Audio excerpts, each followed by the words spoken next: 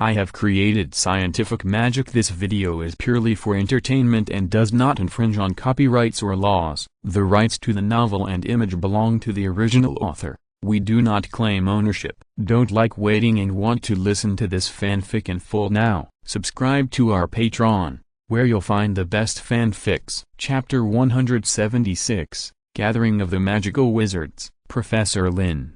What should we do now? After the security team evacuated, Pierce, Darren and others all looked worried. Although the attackers had been dealt with by Lin, no one knew whether there would be a second attack like this, and no one knew whether they would be the next target. Why don't we take the airship and go back to Yaita? Lydia raised her hand high and suggested. Everyone present suddenly felt brightened. Running away was undoubtedly a good choice. It was not possible that they all returned to Yaita and these people would still chase them, right? However, Philip, Kevin and Orlando shook their heads. Lin had just been awarded a medal a few days ago, and even became a member of the Magic Council. He was the focus of everyone's attention and a rising star in the magic world. If he was scared and fled when Greenreal was in danger because of an attack, it would definitely be a huge blow to Lin's reputation. You must know that the identity of a magic counselor not only represents rights, but also corresponding responsibilities. Why don't we strike first and kill all those wizards of the Doomsday sect? Alok said excitedly. Compared with Philip and others who were cautious,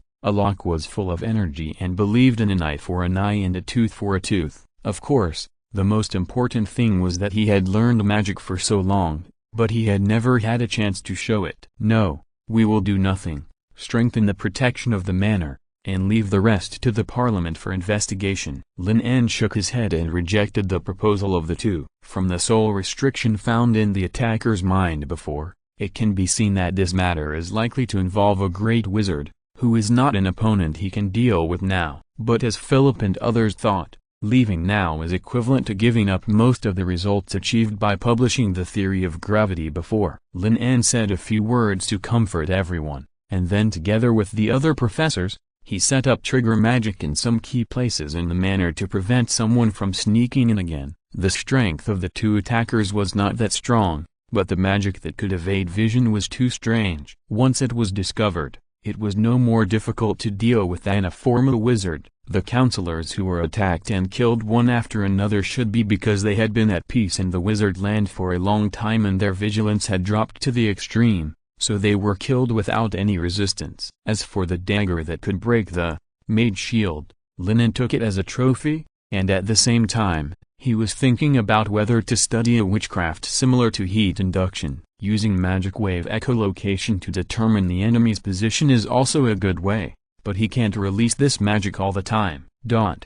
In the next few days, while Lin En was thinking about how to break the visual magic, he was immersed in the ocean of Olympiad mathematics and couldn't extricate himself. Tick and others who knew nothing about the attack in Greenreal City had successfully solved all the 15 Olympiad mathematics problems. Among them, there are special tests of calculation power, and there are also simple logical deduction questions, but most of them are based on some kind of mathematical deduction to deduce the corresponding solution formula. According to Lin En's previous prediction, it would take at least a week for these wizards to solve all the answers, but he obviously underestimated their enthusiasm for the mathematical Olympiad. In less than 3 days, someone calculated all the answers, and Lin En sent out the corresponding ring of mysticism, as he said.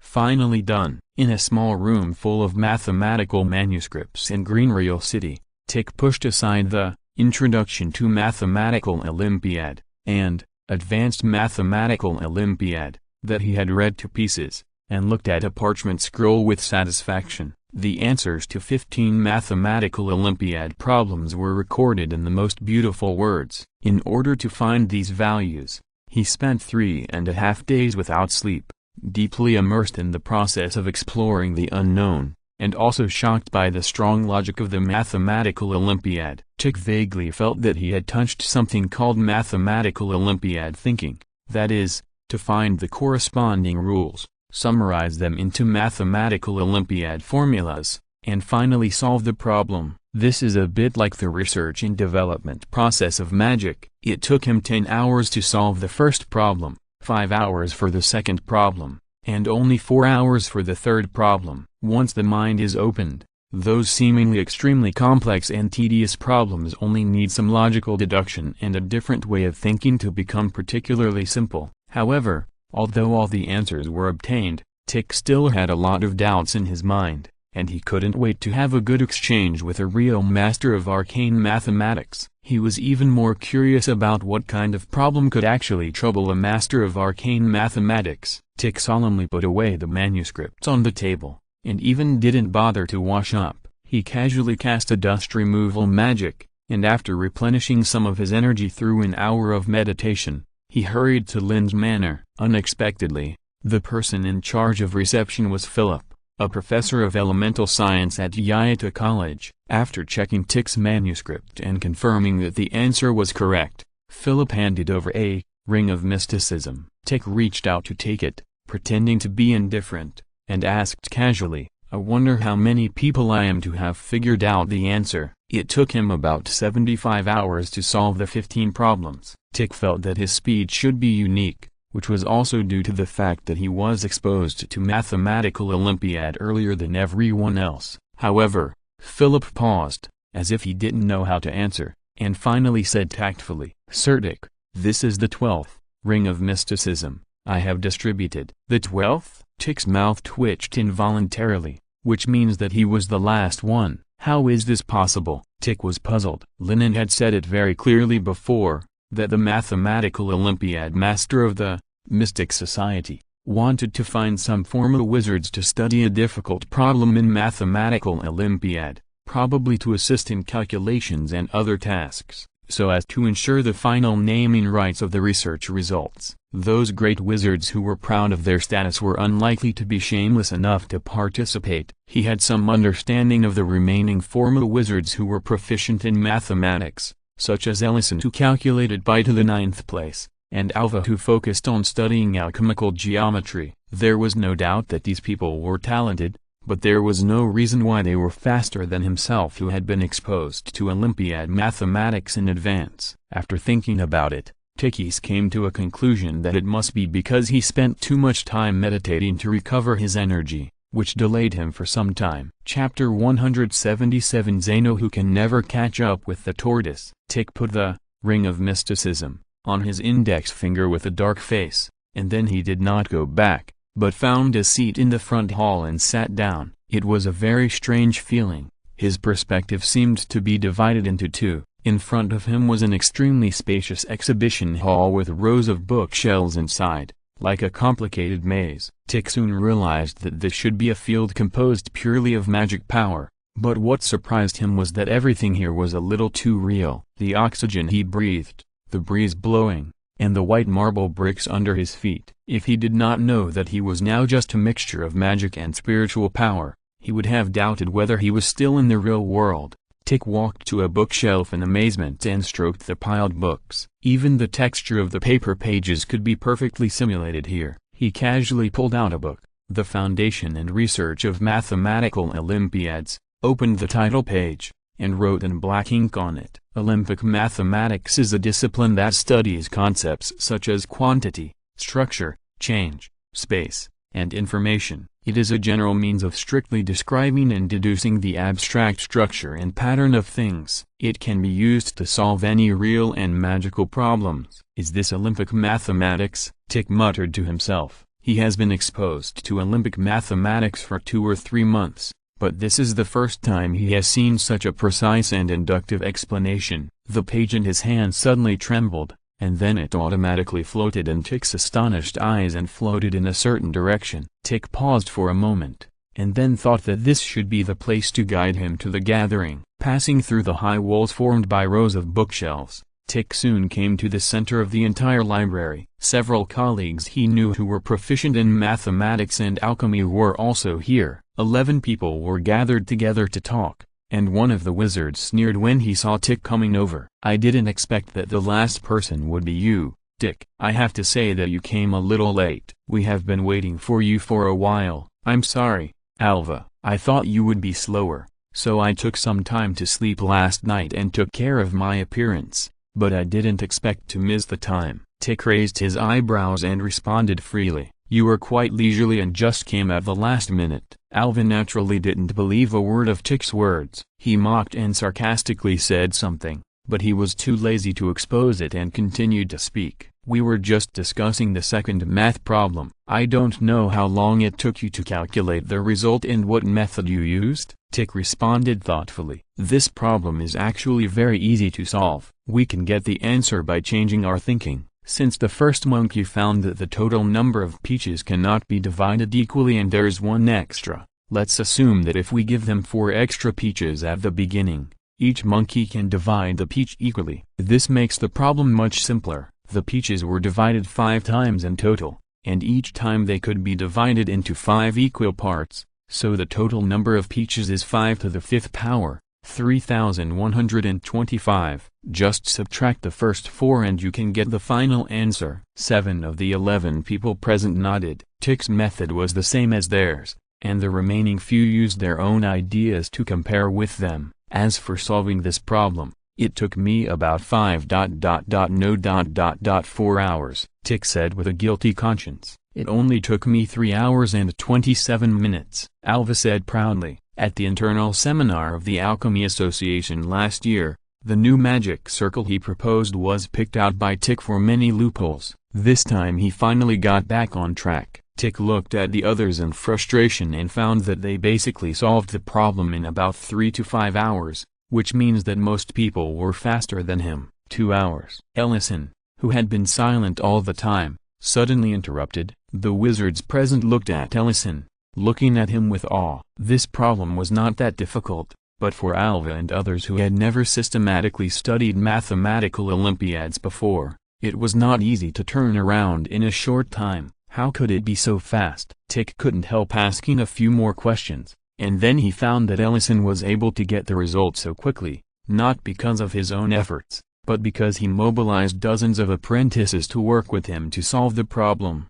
and he got the answer by exhaustive method. Others had also discussed with their colleagues to some extent. After learning this, Tick was completely confused. These people were so unethical, no wonder they were so fast. As a result, he was the only one who was doing the questions honestly. Just as Tick was cursing in his heart, the entire magic space shook heavily, and then countless heavy books floated out from the bookshelf. The pages flew, and lines of complex operation symbols seemed to be alive, breaking away from the constraints of the books, circling in the void, outlining 3-dimensional patterns. "Welcome to the Sea of Mathematical Olympiads." With the sound of a deep and rich voice, these restless knowledge gradually calmed down. Tick turned his head and saw a wizard with curly hair and brown robes walking towards him. Under the influence of some force, the scattered books returned to their original positions, leaving only those strange symbols still circling in the void,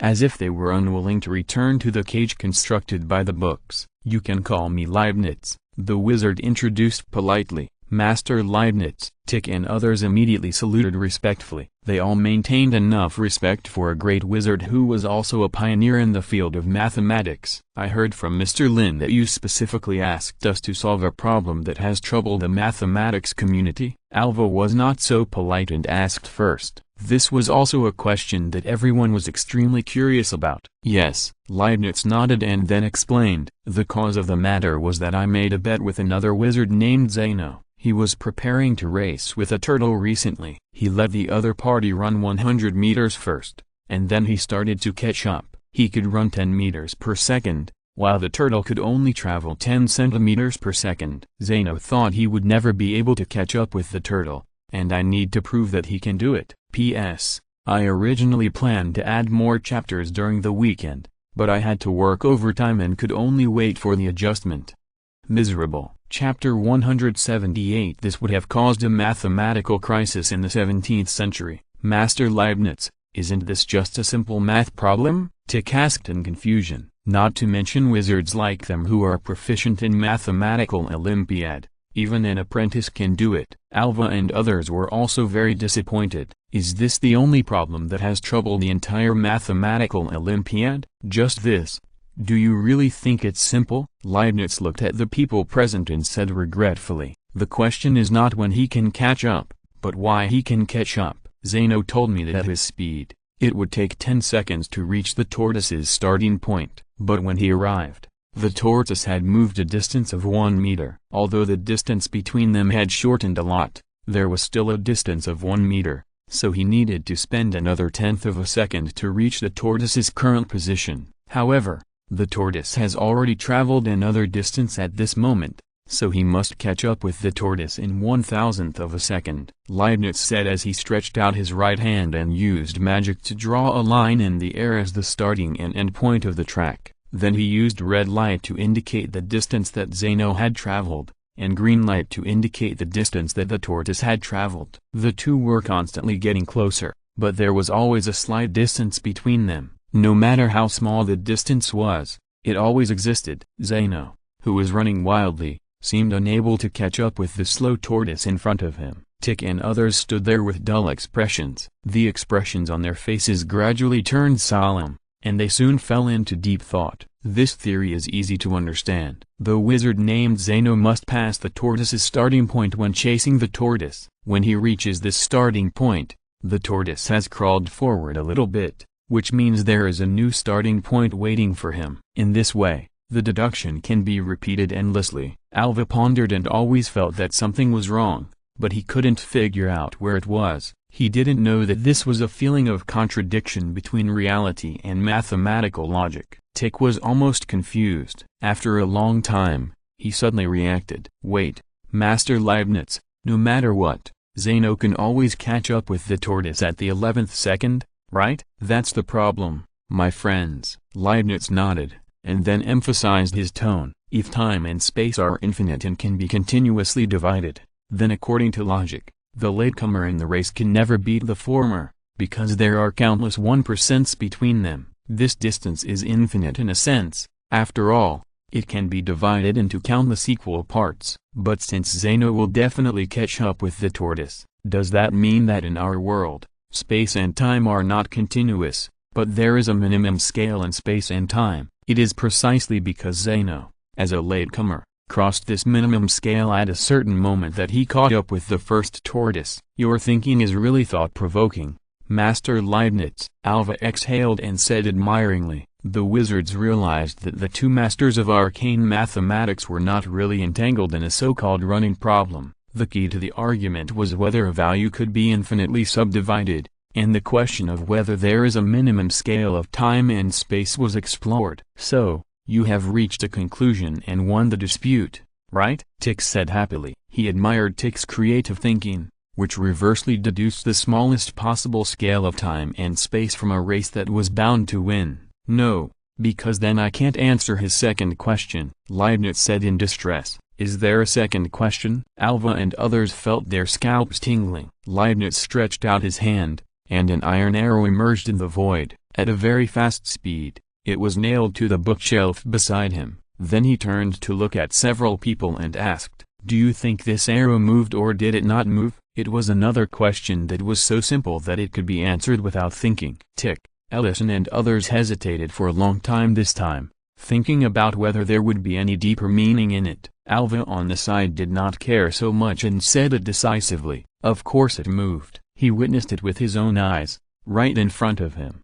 Even if the other party said a lot, it couldn't change this fact. According to what we just said, time has a minimum scale. So in each minimum scale, does this iron arrow have a definite position, and is the space it occupies the same as its volume? Leibniz continued to ask. Alva frowned and pondered for a long time before saying carefully, "I think so." Then, without considering other factors, at this moment, is this arrow moving or not? Leibniz continued. Of course it is not moving, Alva responded with certainty. Tick and others also nodded. As long as they imagined that time stopped at a certain point in time, they would naturally be able to see a hovering iron arrow. Since this moment is not moving, what about other moments? It should also be not moving, Alva said uncertainly. That is to say, it is still at every point in time, so the arrow fired is also not moving, right? Leibniz asked at last. Of course, Alva responded hesitantly,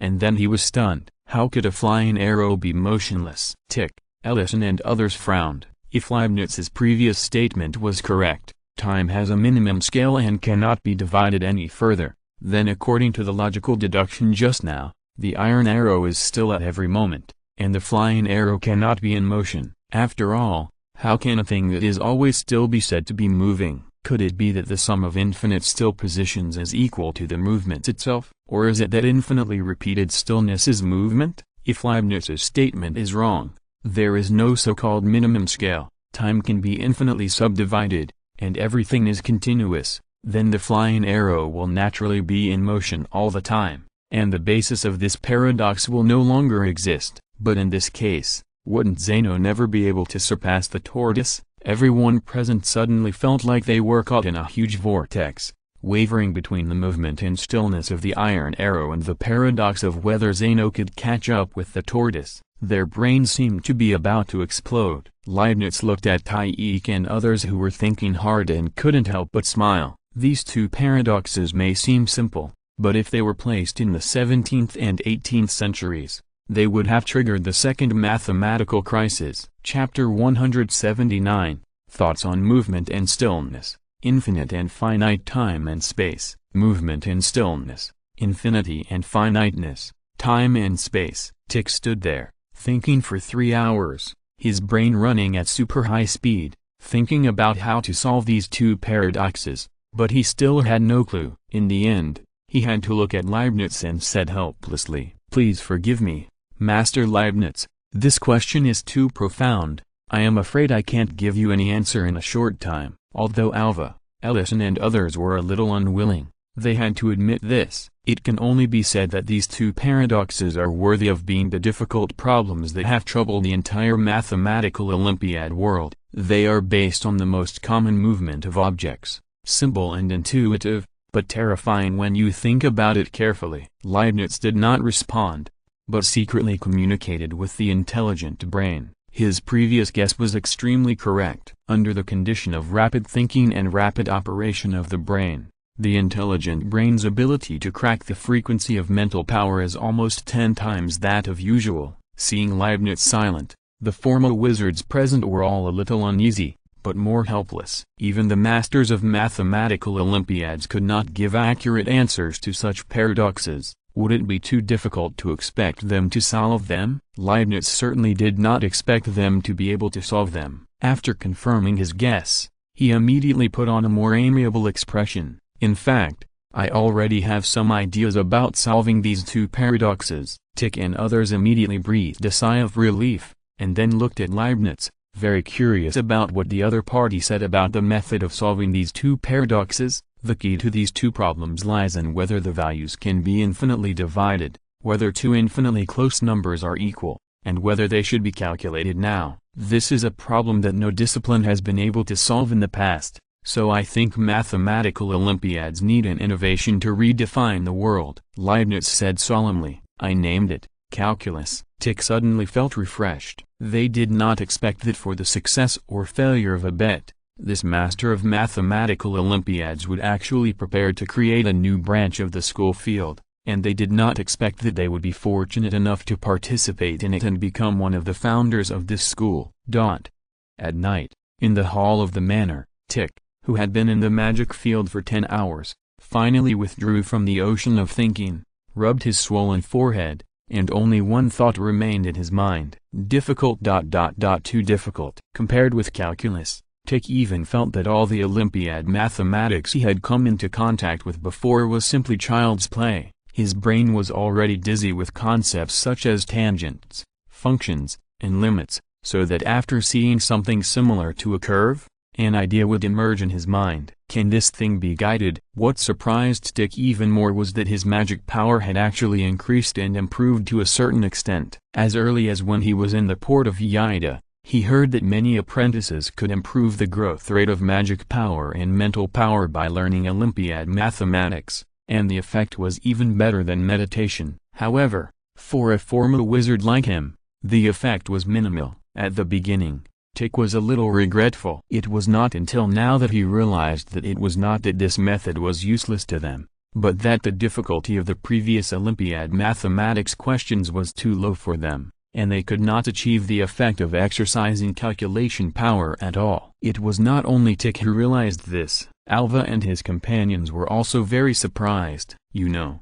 these three-ring wizards are already quite old, and most of them have already stagnated in their magic power growth, and the possibility of being promoted again is very small. Now, the research and exploration in the field of calculus has given Alva and his companions new hope. Although they lost hundreds of hairs in just half a day, facing the dual temptation of magic power growth and becoming the founder of a branch of a school, no one would back down because of a little difficulty. Compared with Tick and his companions who were immersed in the study and research of calculus and had no time to care about external things, the situation inside the Magic Council was different. In recent days, the Doomsday Cult has become more and more active, and the city guards sent to monitor and track some believers have also disappeared inexplicably, making all the counselors angry and frightened. We must not tolerate this any longer. I suggest that we start immediately and clean up the entire Doomsday Cult. Raphael slammed the table and shouted angrily, "Are you going to start a war in Greenreal?"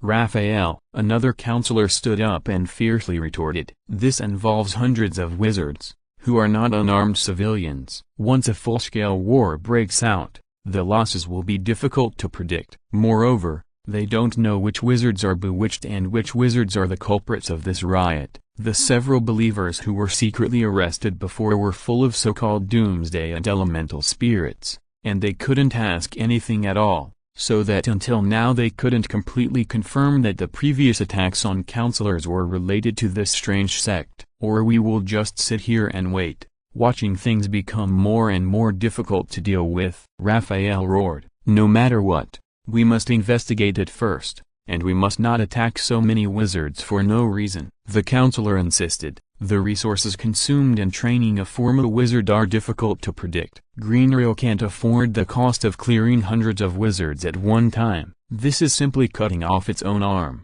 The Sky Realm soon became a mess. There were quite a few counselors who shared the same ideas as Raphael, but there were also considerable disagreements on how to capture these doomsday cultists. To capture a formal wizard, it usually takes 3 to 5 wizards of the same level to work together to ensure that there are no casualties. There are more than 300 members of the doomsday cult that they have investigated, and the parliament simply does not have enough manpower, unless they forcibly recruit those civilian wizards to assist. Some counselors were suddenly shocked to find that Greenreal was so weak now. At this moment, there were only 2 legendary wizards left in the wizard city, and the defense was unprecedentedly weak. Moreover, Lord Faze was severely injured in the previous attack, and it was unknown when he would wake up. As for Elemental Master Arduk, no one knew what his mental state was like, and it was only wishful thinking to expect him to come out and preside over the overall situation. The counselors present were arguing,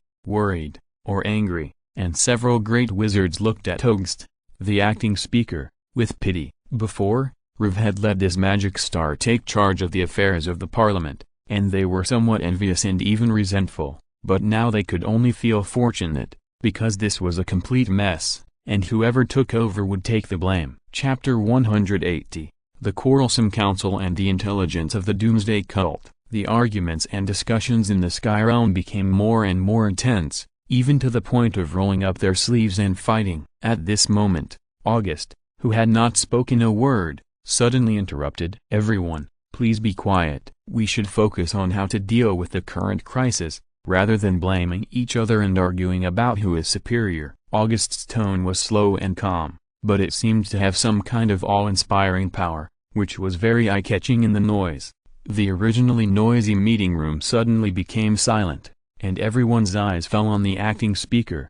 However, some people did not buy it, and said sarcastically with indignation, "It seems that our acting speaker has thought of a foolproof plan." August did not respond, but looked at Lwoer on the side and said, "You should say it." Lwoer nodded, and handed out a stack of parchment with a solemn look. "This is the information about the Doomsday Cult that the security team has recently investigated. You may want to take a look." A group of congressmen took the parchment roll and quickly flipped through it. Lin En also took a copy. In addition to recording the names of some Doomsday Cult members and their life stories, The paper also contained many slightly weird magic theories. What caught Lin En's attention most was the explanation of the elements. The wizards of the Doomsday Cult seemed to have a certain understanding of the microscopic field, but their research path was crooked. These people believed that all elements might be a whole, and they had consciousness, and named this consciousness the elemental spirit. The wizards' greedy demand for elements and unrestrained use will cause the elements that were originally in a state of order to gradually move towards chaos,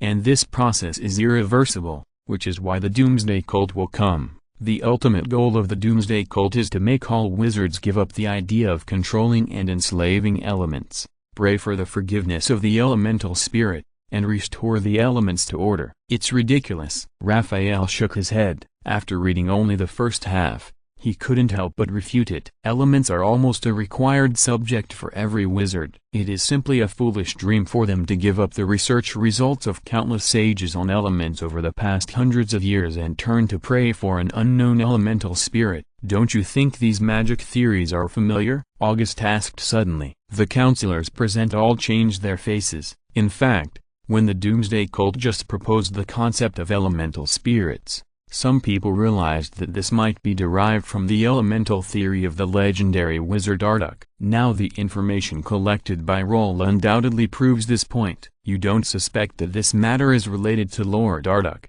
right? Raphael said in disbelief. The other wizards also looked at August with horror. Although they had some doubts before, no one dared to point the finger at a legendary wizard. This is impossible. A counselor who is proficient in elemental studies stood up suddenly and refuted fiercely. August also nodded and said, "Of course, I personally believe that this matter has nothing to do with Lord Marduk." Although they said this, the doubts in the hearts of the members present did not disappear, because only those of the same level could attack and severely injure a legendary wizard. And according to rumors, Element Master Heretics suddenly went crazy when exploring the microscopic field, and no one knew what he would do. Lin En didn't know much about this legendary wizard of elemental science, so he just listened silently and sorted out the information without making any conclusions. In addition, the security team also got a piece of information. On the night of 3 days later, these wizards of the Doomsday Sect will hold a large gathering. This may be the best time to capture the leader of the organization, August said solemnly. However,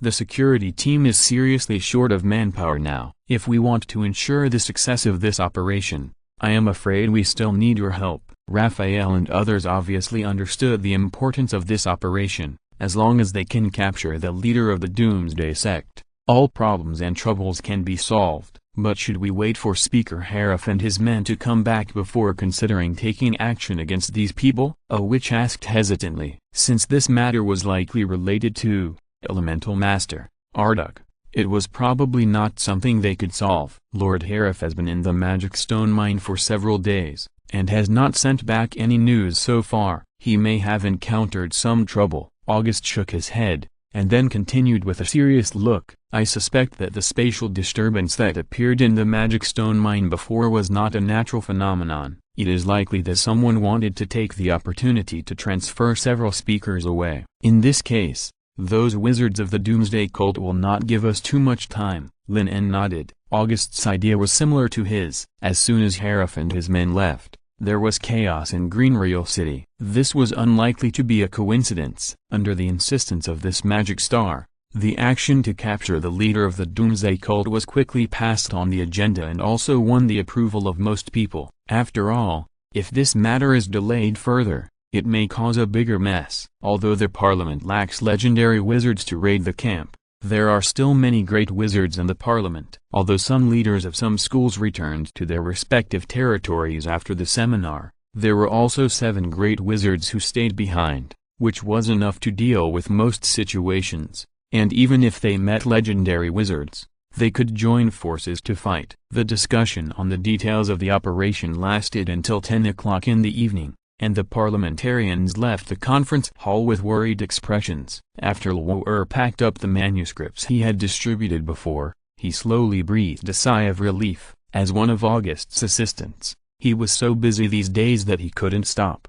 and sometimes he didn't even have time to eat. Fortunately, Such days will end in a few days. After solving those doomsday believers with brain problems, he will be able to have a few days of leisure, and Teacher August can also completely sit firmly in the position of acting speaker. Maybe they will even receive a Morning Star Medal for their achievements this time. Lin En fantasized in his mind and was about to go out with the manuscript in his arms, but halfway through, he was stopped by Lin En. "Please wait a moment, Mr. Lin En, I have something important to discuss with you alone." Chapter 181 Doomsday Realm and the Fall of Stars. "Mr. Lin En, what's the matter?" Lin En stopped and looked at Lin En in confusion, then hurriedly asked as if he had thought of something. "Did you suffer a second attack from those doomsday cultists these days?" "No, that's not the case." Lin En shook his head. "Since he killed 2 invaders last time, it has been very peaceful and no one has invaded his manor." After a pause, Lin En spoke again. "I have read the intelligence you collected. It says that the Doomsday Cult was just an academic research organization before, and it suddenly changed 3 years ago. Is that right?" "Yes." "Is there anything wrong with this?" Lin En frowned. "I suddenly have an idea, so please investigate the people who came to the wizard land from the Sea of Mist like me in the past 5 years, and what they have done in the wizard land, and the dynamics of the psychic school a few years ago, if possible. I also want to know," Lin En said very seriously. "You mean?" Lin En's face became a little solemn. "Don't you think that many things happened too close together?" Lin En reminded. "In addition to the collapse of the School of Psychic and the sudden change of the Doomsday Sect, there is another very critical factor that Lin En did not say. 4 years ago, his mentor, Kelu, suddenly went crazy, abandoned the superior life in the land of wizards, and ran to the Sekis Empire to find the future of psychic magic." So Lin En guessed that there must be some connection between these events, or even the same thing. "He has sent Orlando back to find the archives, because Yaita is the most important foreign port in the land of wizards, and there may be relevant records. It's just that it takes several days to go back and forth between the two places, and Yaita has no information about the School of Psychic, so he found Lin En." With Lin En's reminder, Lin En also quickly realized the seriousness of the matter. "I understand, Mr. Lin En. I will sort out this information as soon as possible in the next few days. Please don't tell others about this guess. After all, this is just my personal guess and may not be correct," Lin En finally ordered. Late at night, in a luxurious manor in Greenreal City, Faze, who had been sleeping for a long time, suddenly opened his eyes, forced himself to sit up slowly, and the hideous wound on his chest did not disappear, but was still emitting black mist. However, compared with the physical injuries, the dizziness that continued to come from his brain made Faze feel more unbearable. Cough cough. Faze coughed violently, and spit out a small mouthful of dark red blood. His face gradually regained some color, and he slowly breathed a sigh of relief until he saw everything familiar around him. Since he returned to Greenreal, at least he didn't have to worry too much about safety. But soon Faze noticed something was wrong. The whole manor was a little too quiet. Since he took over the body of the dragon, his hearing has been amazingly good. At this moment, the manor was quiet, and even no insects could be heard. The only thing he could hear was a slight, approaching sound of footsteps. The tightly closed door was opened the next moment, and a wizard in a red robe walked in and said politely, "Did you rest well, Lord Faze? You should have slept a little longer." Odessa. Faze's face was ferocious, like a man-eating tiger. The wizard in front of him was one of his most capable disciples. However, it was the other party who took advantage of the critical moment when he was fighting with an eye demon in the magic stone mine cave and launched a sudden attack with the help of an unknown strange tool. It was an invasion from the soul level, coupled with the eye demon that suddenly appeared in the magic stone mine cave. He was almost killed on the spot. In the end, he relied on the dragon's tyrannical body to withstand several attacks and barely escaped, but he still paid a very painful price. "No, you are definitely not Odessa." Faze stared at him coldly. His tone was extremely cold. "Who are you?" "As expected of Lord Faze, or you have had relevant experience, so you can naturally guess this," the wizard named Odessa said with a smile, his face full of playfulness. And when he flipped his palm, a strange-looking statue appeared in his hand. Faye's heart sank immediately. Now the power he could exert was very limited. The pain from his chest and brain almost tore his will apart. Fortunately, this is green real. As long as he made some noise, the people from the parliament would definitely come to investigate. Thinking of this, the magic power in Faye's body became restless, and a strong momentum swept across the entire manor. Nothing was more conspicuous than the dragon body. At the same time, the wizard in red robes raised the statue in his hand and said word by word, "Doomsday Realm." A burst of red light spread rapidly, as if it enveloped the entire space in an instant, and all the buildings in the manor were shrouded in it. This was a blood-red space, surrounded by twisted blood veins, and thick chains were scattered in every corner of the blood-red space, filled with the smell of decay and blood. The most shocking thing was that the 5 huge stars suspended in the sky, each of which exuded a terrifying pressure, "Feel the judgment of doomsday," the red-robed wizard shouted, and the silver star in the center burst into dazzling light, and fell towards Faye at an indescribable speed. It was a starfall that was enough to cover the entire sky, revealing a suffocating sense of oppression, and rolled towards the surface. "It's just a magical illusion with a false appearance." Faye, who had already completed the dragonization, was fearless, spread his wings, and flapped them suddenly. The huge figure soared into the air and greeted the falling planet. Boom! With a deafening crash, Faye collided with the silver planet. A huge shockwave ravaged the entire blood-red space, and pieces of broken rocks rose from the ground and fell down again. The huge star that looked like a mountain or an island was actually held up by the tiny dragon body, and then it shattered in the violent collision. Faye was not feeling well either. After enduring this horrible collision, blood flowed from the corners of his mouth, and cracks of various sizes appeared on the surface of his body. There were hideous wounds, and scarlet blood flowed. However, Faye didn't care about his injuries. He glared at the wizard in front of him,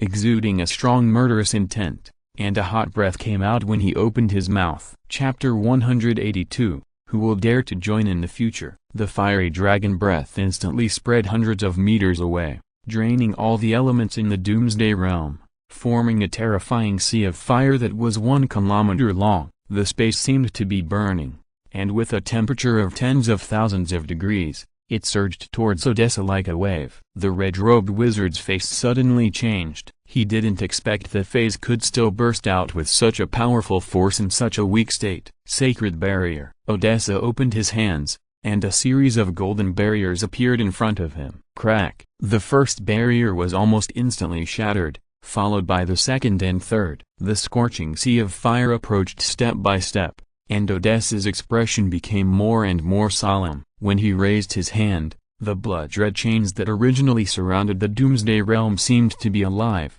blocking in front of him and colliding with the sweeping flames. Boom! The violent collision sound resounded through the sky, and waves of shockwaves spread out. The entire Doomsday Realm seemed to collapse under such a huge energy impact. "Damn it!" Odessa cursed inwardly, and the strange statue in his hand actually cracked with a fine crack. He didn't expect that this legendary wizard was so weak that he could still burst out such a powerful dragon breath. If he didn't need to deal with a dozen school wizards and a potion master stationed in the manor first, he wouldn't have delayed until now to take action against Faye. Fortunately, Odessa was not completely unprepared. What he had given Faye before was not just the water of life for healing injuries. As expected, the black dragon that was spewing dragon breath soon felt the heart-wrenching feeling. The strong backlash of magic forced him to stop breathing dragon breath, and his huge body fell from the sky. Imprisoned. Odessa breathed a sigh of relief and activated the statue again.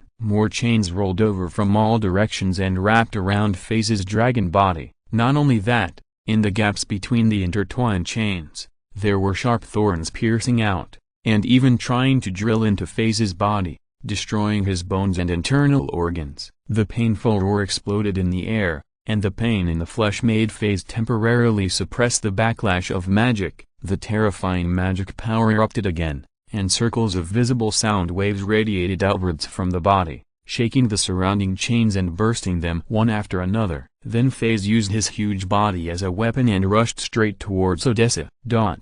Half an hour later, the red-robed wizard reappeared in the room. He looked very embarrassed, with messy hair and many scars on his body. The strange statue in his hand was also cracked, but his blood-red eyes became more and more evil, and his mouth opened and closed, as if chewing something. "You are too impatient. I should have told you that a legend is not so easy to deal with." In the silent manner, a familiar voice sounded from behind. The red-robed wizard turned around, lowered his head, and spoke respectfully. "Sometimes taking risks is always meaningful, isn't it, Lord Merc?" "That's just because you are lucky. If Faze still has residual consciousness when he arrives in Greenreal, then all our previous preparations will be in vain." The wizard named Merc pushed open the door and walked in, shook his head, and said coldly. The red-robed wizard did not respond, but lowered his eyes and silently accepted the reprimand. "Are you used to your new identity?" the man continued to ask. "The compatibility of this body is only about 70%,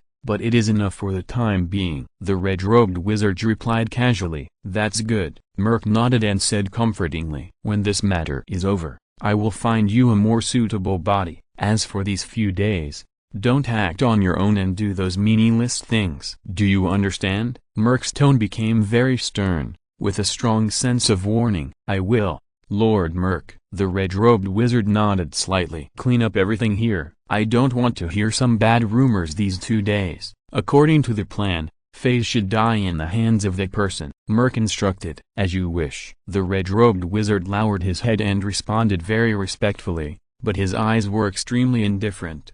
Intelligent brain, start overload mode, connect to the magic network, and call up the computing power of everyone except Huv. 2 days later, in the evening, in the closed training ground at the temporary station of Vida, Lin En shouted silently in his mind. The next moment, Lin En felt that his brain became extremely clear.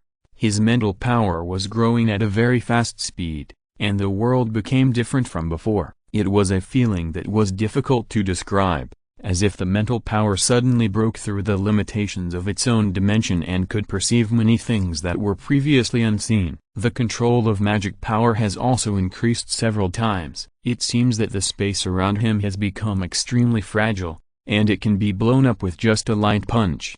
However, Lin En did not swell up because he knew that this was just an illusion, not to mention that these suddenly increased powers were borrowed. After becoming a formal wizard, the overload mode attached to the intelligent brain was not so obvious to Lin En, but the appearance of the magic field made up for this well. He called this ability to connect spirits with each other and mobilize the computing power of others the magic network. Just like a network built by magic and mental power, these wizards are like his chickens, computers remotely controlled by hackers, which can share the computing power required to build magic. Although it was only a few days, because Tick and others stayed in the magic field almost day and night, learning the calculus from beginner to die, he gave.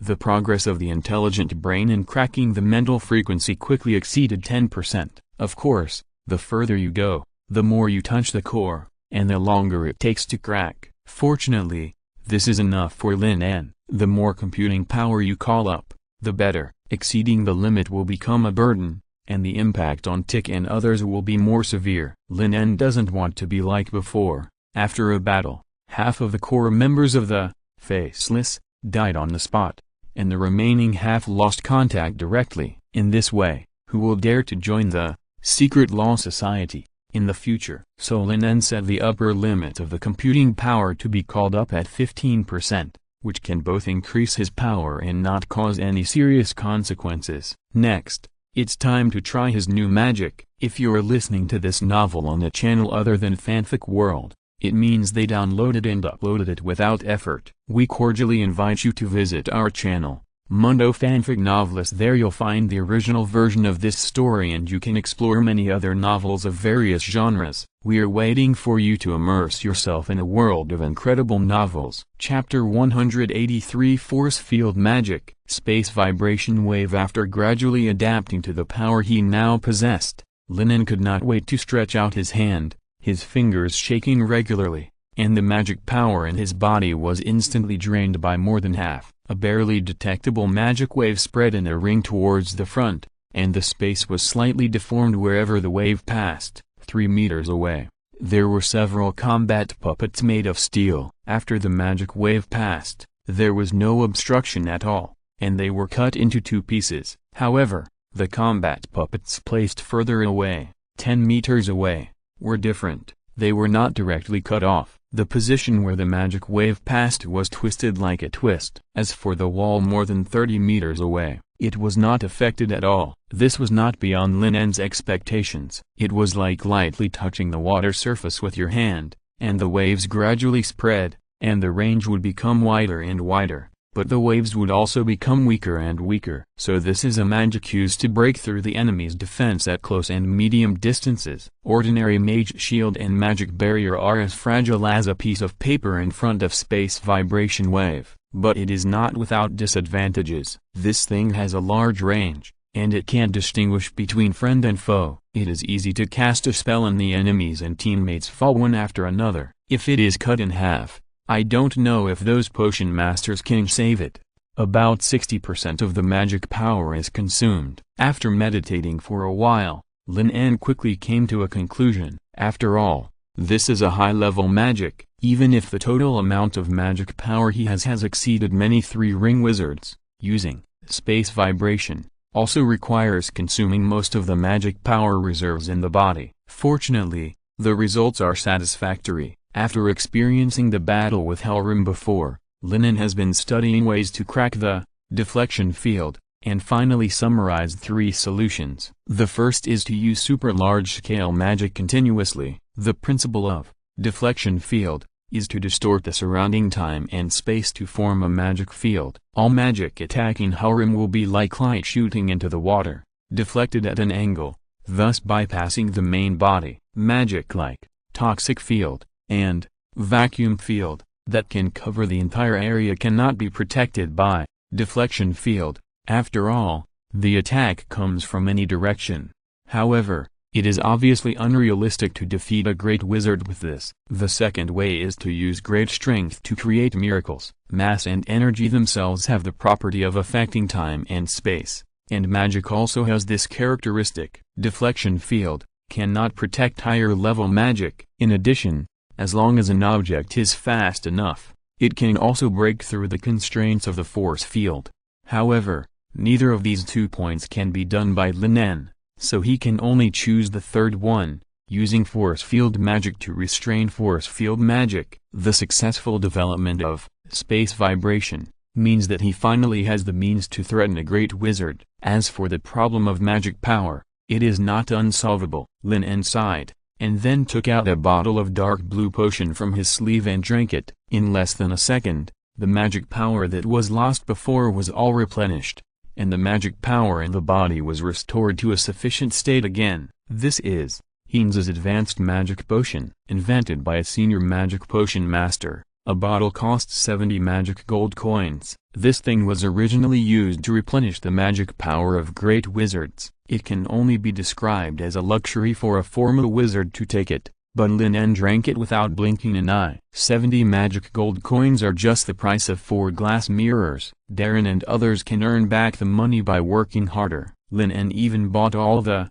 Heinz's advanced magic potion on the market at one time, but there are only 30 bottles in total. Obviously, the magic potion master never thought that someone would use this thing when practicing magic like Lin En did. After a short rest, Lin En put a batch of combat dummies on the stage again, ready to test whether the material of the object would affect the intensity of space vibration. Time waits for no one. Tomorrow is the time for the Parliament to implement the arrest operation. He must get familiar with everything about this new magic as soon as possible. Just as Lin En was about to cast the spell, his body couldn't help but pause, and a drop of cold sweat ran across his forehead. He suddenly realized that the curvature of the space about 5 meters to his right was slightly different from that of other places. If Lin En had not been under the computing power of 12 three-ring wizards at this moment, he would probably not be able to detect this subtle difference. However, there was nothing in that direction. There was only one possibility, that someone had sneaked in and stood beside him while he practiced magic. It was the magic power of the other party that caused the subtle change in the curvature of the space, and the warning magic he set up at the entrance of the practice field did not have any effect. Lin En's heart suddenly rose to his throat, his face remained calm, and then he suddenly raised his hand and launched an attack without warning. Space vibration wave. The barely detectable space ripples appeared again. The distance between the two sides was only 5 meters. With the speed of the magic wave, it was almost instantly crossed. Faintly, Lin En heard the sound of something breaking. Hit, or didn't hit? Lin En took a few steps back suddenly. Countless magic missiles emerged from the void and smashed to the right, but disappeared without a trace as if they had sunk into a bottomless abyss. It was obvious that the opponent was still alive and even had the ability to resist. The invisibility magic had not been lifted. While using magic barrage, Lin En's left hand had already opened a bottle of Hein's advanced magic potion, and drank it directly, while his right hand was holding the corona metal. If even the space vibration wave that hit directly could not kill the opponent, then the only chance of winning was to rely on the protective magic attached to the corona metal, to delay time, make noise, and wait for the members of the Magic Council to arrive for a righteous group fight.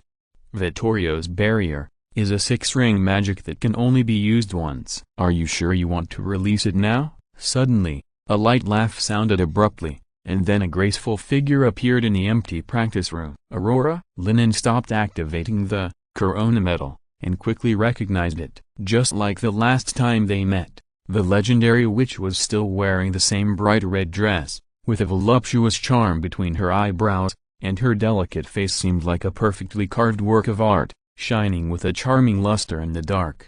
However, Lin En's attention was now focused on the fracture of the witch's waist and abdomen caused by the space vibration wave. The whole person seemed to be split into 2 parts, but there was no blood flowing out of the fracture. Such a strange scene made Lin En wonder if what he saw was an illusion. Chapter 184. Super Speed Regeneration, Death in Place, Time Travel. Is this the new magic you developed? It's quite powerful. Its destructive power alone ranks among the upper magic, Aurora said with interest. A 3-ring wizard actually developed a higher-ring magic that theoretically only a great wizard could use. This was the first time she had seen such a wonder. Can you tell me how you did it? Aurora was extremely curious. All magic can be expressed in the form of arcane formulas. I used this to construct the spell slot of space vibration. Lin En made up a reason casually. After all, the existence of the magic network cannot be revealed casually, but this is not completely nonsense, because it can be done in theory.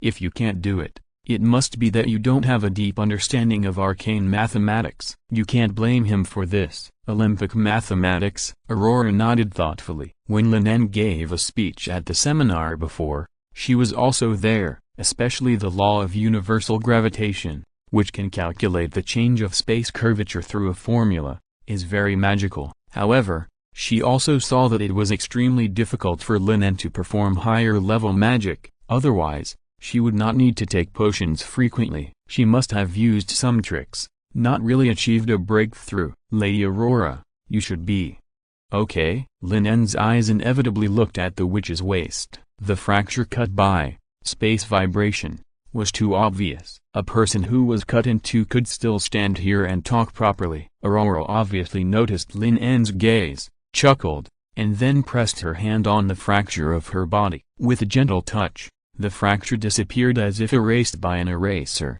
and even the damage to her clothes was restored. Lin En was quite horrified. This was the damage caused by the distortion of space, but it was eliminated so easily. Aurora seemed to see Lin En's surprise and reminded with a chuckle, no matter how powerful the magic is, if you don't find the real target, it will only be a waste of effort. The real target? Lin En paused for a moment, and many conjectures immediately emerged in his mind. Super speed regeneration, substitute death, time travel, or body energy? However, Aurora obviously did not intend to continue to explain. Lin En's fluctuating mood soon calmed down. He did not feel frustrated because of the failure of the new magic just now. He developed space vibration, To deal with the great wizard, it was obviously too much to threaten a legendary wizard. This is also the reason why he did not show obvious hostility to Aurora. Second question, I am very curious, how did you find me? Is there any obvious flaw in my magic? Aurora looked at Lin En with interest and asked. The polarization magic she developed is not just as simple as affecting vision. It also takes into account the factor of magic power and can even avoid most detection magic. It should be perfect. However, in less than a month, it was recognized twice, especially since Lin En is a three-ring wizard, which made Aurora quite depressed. It's the smell. Under the gaze of the legendary witch, Lin En said calmly, without any intention of telling the truth. After all, the feeling of being approached silently was really a bit scary. And unlike the last time he was attacked, Aurora's invisibility magic was extremely difficult to detect, and even the warning magic he set at the door was useless. Smell? Aurora subconsciously raised her sleeves to smell it, but soon realized that in her current state, it was impossible to be contaminated with any smell. Obviously, the other party was fooling her. Thinking of this, Aurora's eyes became dangerous. Lin En hurriedly changed the subject. Lady Aurora, didn't you go to the magic stone mine? Could it be that the matter has been resolved? Of course, no. Aurora shook her head, stretched out her hand to wave over the chairs piled in the corner, and sat down lazily. Or did you not leave at all? Lin En quickly thought of the second possibility. When Herve went to the magic stone mine, he directly withdrew most of the Parliament's forces, which was indeed a bit abnormal. Could it be that these legendary wizards were planning to play an empty city trick, pretending to leave, and then lure out all the troublemakers in Greenreal? Aurora shook her head again. The monster that injured Faze in the magic stone mine was indeed a threat. Once the other party escaped and hid in the wizard's land, it would definitely have a catastrophic impact. More importantly, if they didn't see them enter the magic stone mine with their own eyes, how could the Doomsday Cult jump out with confidence? Aurora's vague attitude made Lin En a little confused, but this was obviously not a problem he needed to consider. Compared to this, Lin En was more curious about why this legendary witch, who was stranded in Greenreal, did not look for information to investigate the Doomsday Cult, but followed him. It's not that she came here specifically to steal his magic,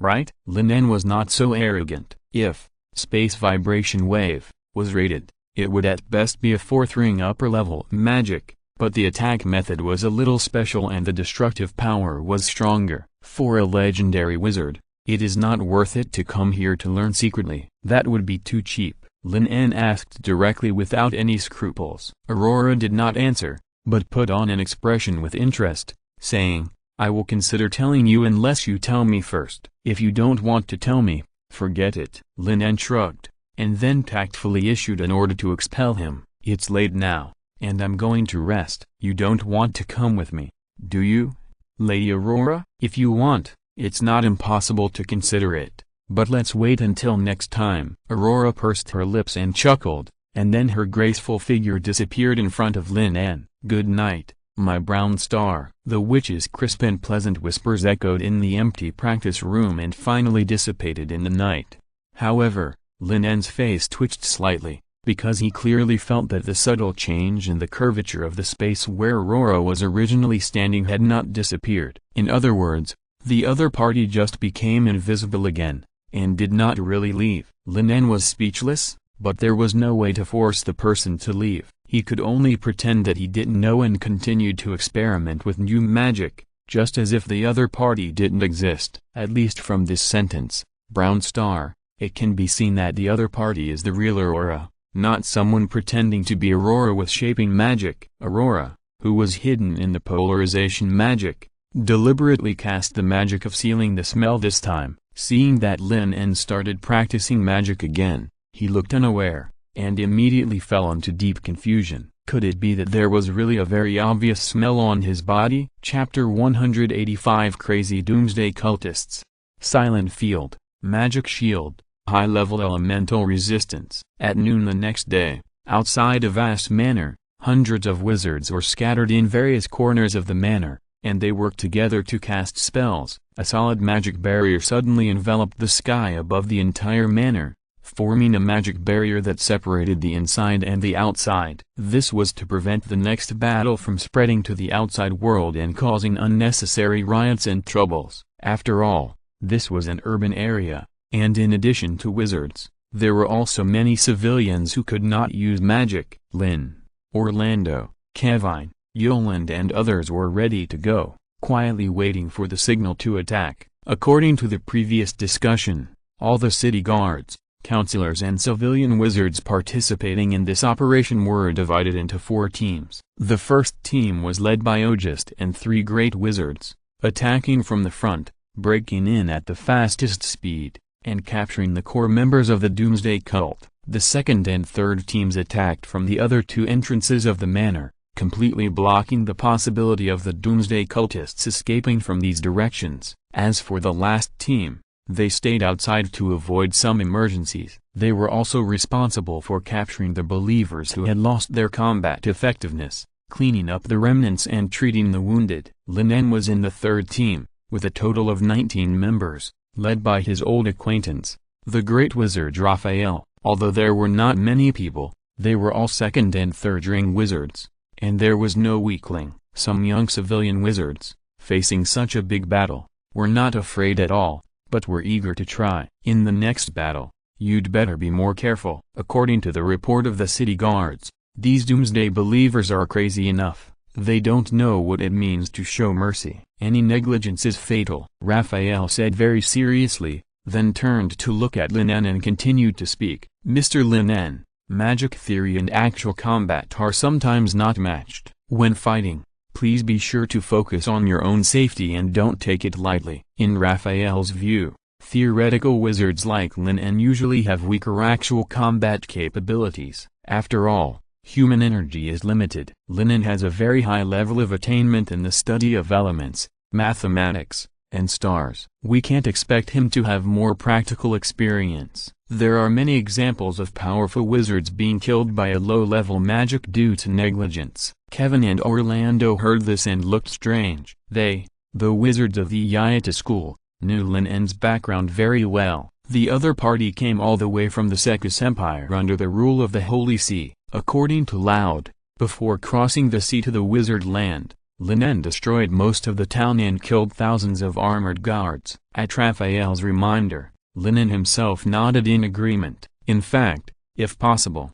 he would like to be assigned to the 4th team to be responsible for logistics, but it's a pity that August did not give him this opportunity. In addition, Lin En turned his head and glanced at the direction of 5 o'clock behind him in the mental connection mode. The legendary witch Aurora had followed him for a whole night and half a day, always staying within 10 meters, even when he deliberately went to the toilet. So that Lin En vaguely had an absurd idea in his mind. Could it be that the other party had no way to leave him? Otherwise, who would have nothing to do and follow another person every day, even eating, sleeping, and going to the toilet? It's not that this Aurora has a very unique personal hobby. While thinking, a violent explosion suddenly sounded from the manor, and the expressions of everyone present changed. This was the signal for action. Let's go, Raphael shouted fiercely, and then led everyone straight to the inside of the manor. At this moment, the manor was in a mess, with fire rising into the sky,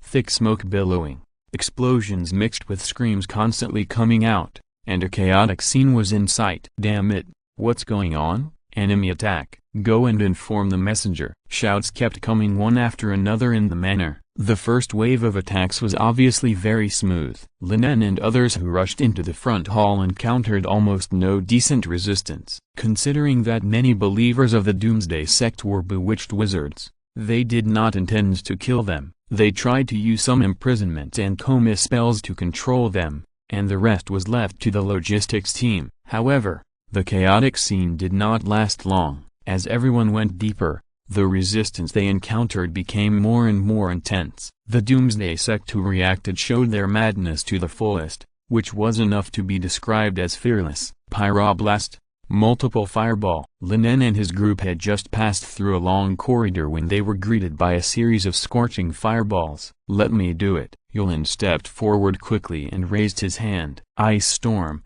In the void, the constantly jumping water molecules seemed to be inspired by something, and they aggregated and condensed into sharp ice flakes, rushing forward like a vortex. The frost storm instantly covered the entire corridor, and the fireballs were extinguished by the breath of ice before they got close. Raphael had been watching and did not take action. This action against the Doomsday sect was also an excellent training for some former wizards who lacked actual combat experience. He only needed to be responsible for ensuring the safety of these people. However, as soon as this idea flashed through his mind, Raphael's heart was filled with a warning sign. After the ice and fire dissipated together, the scene in the hall appeared in front of everyone. A dozen wizards of the Doomsday sect showed fanaticism. In front of them was a hideous high-level magic crystal cannon, and a large amount of materialized magic power condensed at the muzzle of the half-meter-thick cannon. Are these people crazy? Raphael took a breath of cold air. Using the magic crystal cannon in such a small space was simply courting death. At this moment, the short charge was completed, and a brilliant blue light burst out, aiming directly at Lin En and others.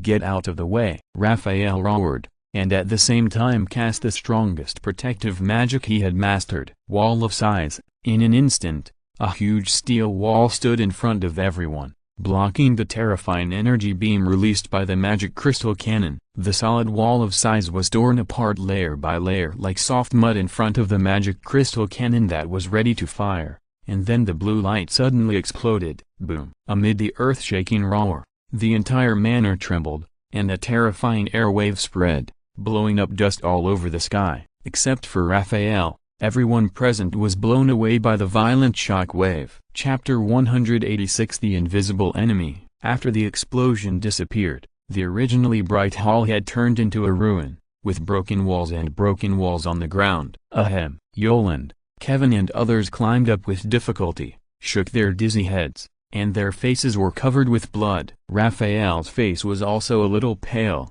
and the rune bracelet on his wrist broke into 2 pieces. It was not difficult for him to dodge the magic crystal cannon, but in order to protect Yolande and others behind him, he had no choice but to resist. Lin En's condition was slightly better. Wall of size, and Raphael blocked most of the impact for them, but the remaining aftermath still caused a lot of impact on his body. "Keep firing, kill them." The Doomsday cultists who were not far away were also shaken, but the leading wizard didn't care and shouted madly. The high-level magic crystal cannon lit up almost the next moment, and the dark blue energy beam jumped up again. The few people present were all scared. Raphael was even ready to block the second wave of attacks, but the terrifying energy beam flashed and disappeared. "Damn it!" The leading wizard kicked the muzzle a few times in anger. This thing actually broke down at such a critical moment. Lin En immediately looked at the position behind him. The only one who was able to do something was Aurora hiding in the dark. Raphael's reaction was very fast. Although he didn't know why the high-level magic crystal cannon suddenly malfunctioned,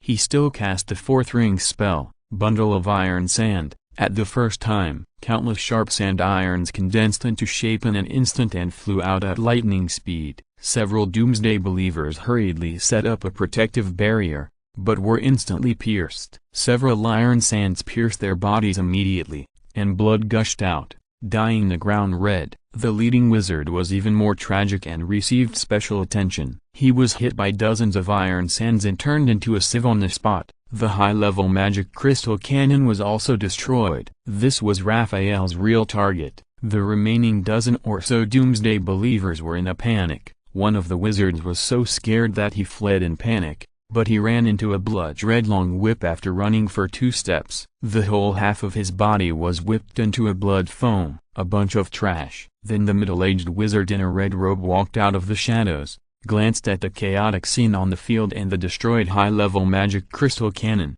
His eyes were unusually sharp and cold. "Lord Messenger." The Doomsday believers immediately seemed to have found their backbone and gathered around the red-robed wizard. Raphael's face showed an extremely surprised expression. "Odessa, I didn't expect it to be you." It seems that the attack on Lord Phase was not just an accident. Raphael immediately thought of this and his expression became extremely solemn. The council has found out that there were 3 wizards who followed Phase into the magic stone mine, including Odessa, but only Phase escaped. He thought that all these people had perished in the magic stone mine, but he didn't expect Odessa to appear in front of him, as the so-called messenger of doom. "If you miss Phase, I can send you to see him," Odessa said coldly, and then before Raphael could understand the meaning of his words, he took out a strange statue and activated the Doomsday Field. In an instant, the dilapidated hall disappeared in front of everyone, replaced by a blood-red space,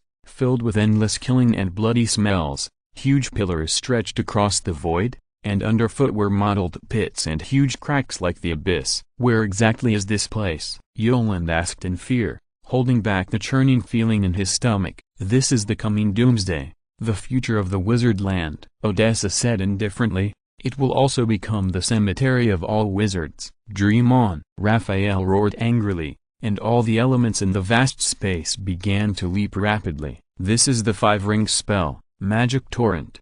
Everyone back off." Before officially casting the spell, Raphael still did not forget to remind loudly. In fact, before Raphael spoke, Lin En and others had already run dozens of meters away, and no one wanted to be swept into the aftermath of the battle between the two great wizards. The surging elements collided with each other, forming a powerful energy tide that annihilated everything in the way. "Let's try this. The breath of the dragon." Odessa laughed sinisterly a few times, raised his hand and reproduced a fierce dragon breath, which collided with the incoming magic torrent. The storm even affected Lin En and others in the distance. "What should we do now?" a witch said tremblingly. She thought that this action against the Doomsday Cult was just a formality, and she might even kill a few enemies as a capital for bragging in the future, but she didn't expect it to turn into such a situation. "As long as we hold on until Master Ogist and the others arrive, we will be safe." Philip encouraged the morale,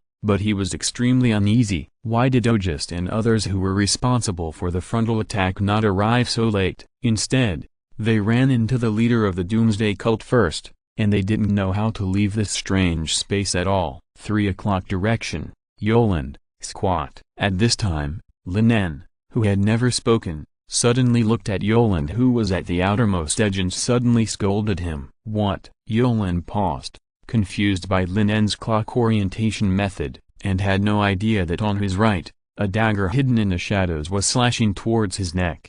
However, Lin En's movements were faster. He kicked over with one foot and hit Yoland's calf, forcing his body to kneel down. Touch of fire. Lin En raised his hand, and a stream of scorching fire passed over Yoland's head and rushed to the attacker's position. Yoland was kicked for no reason and his hair was almost burned. He was about to yell angrily, but then he heard a shrill scream from the side. Yoland immediately turned his head and looked over. Under the attack of the high-temperature flame, the attacker was instantly set on fire. He struggled and wailed in pain. The dagger in his hand flashed a cold green light, which scared Yoland out of a cold sweat. He could imagine that if he was hit by this thing, he would probably be close to death. "Thank you for your help, Lord Lin En." Yoland quickly retreated to the team and said with great gratitude. Lin En nodded, but did not reply. Instead, he looked around. With his thermal vision, he could see dozens of heat sources approaching them rapidly. Chapter 187, Cutting Down the Stars. Perhaps they realized that their whereabouts had been exposed.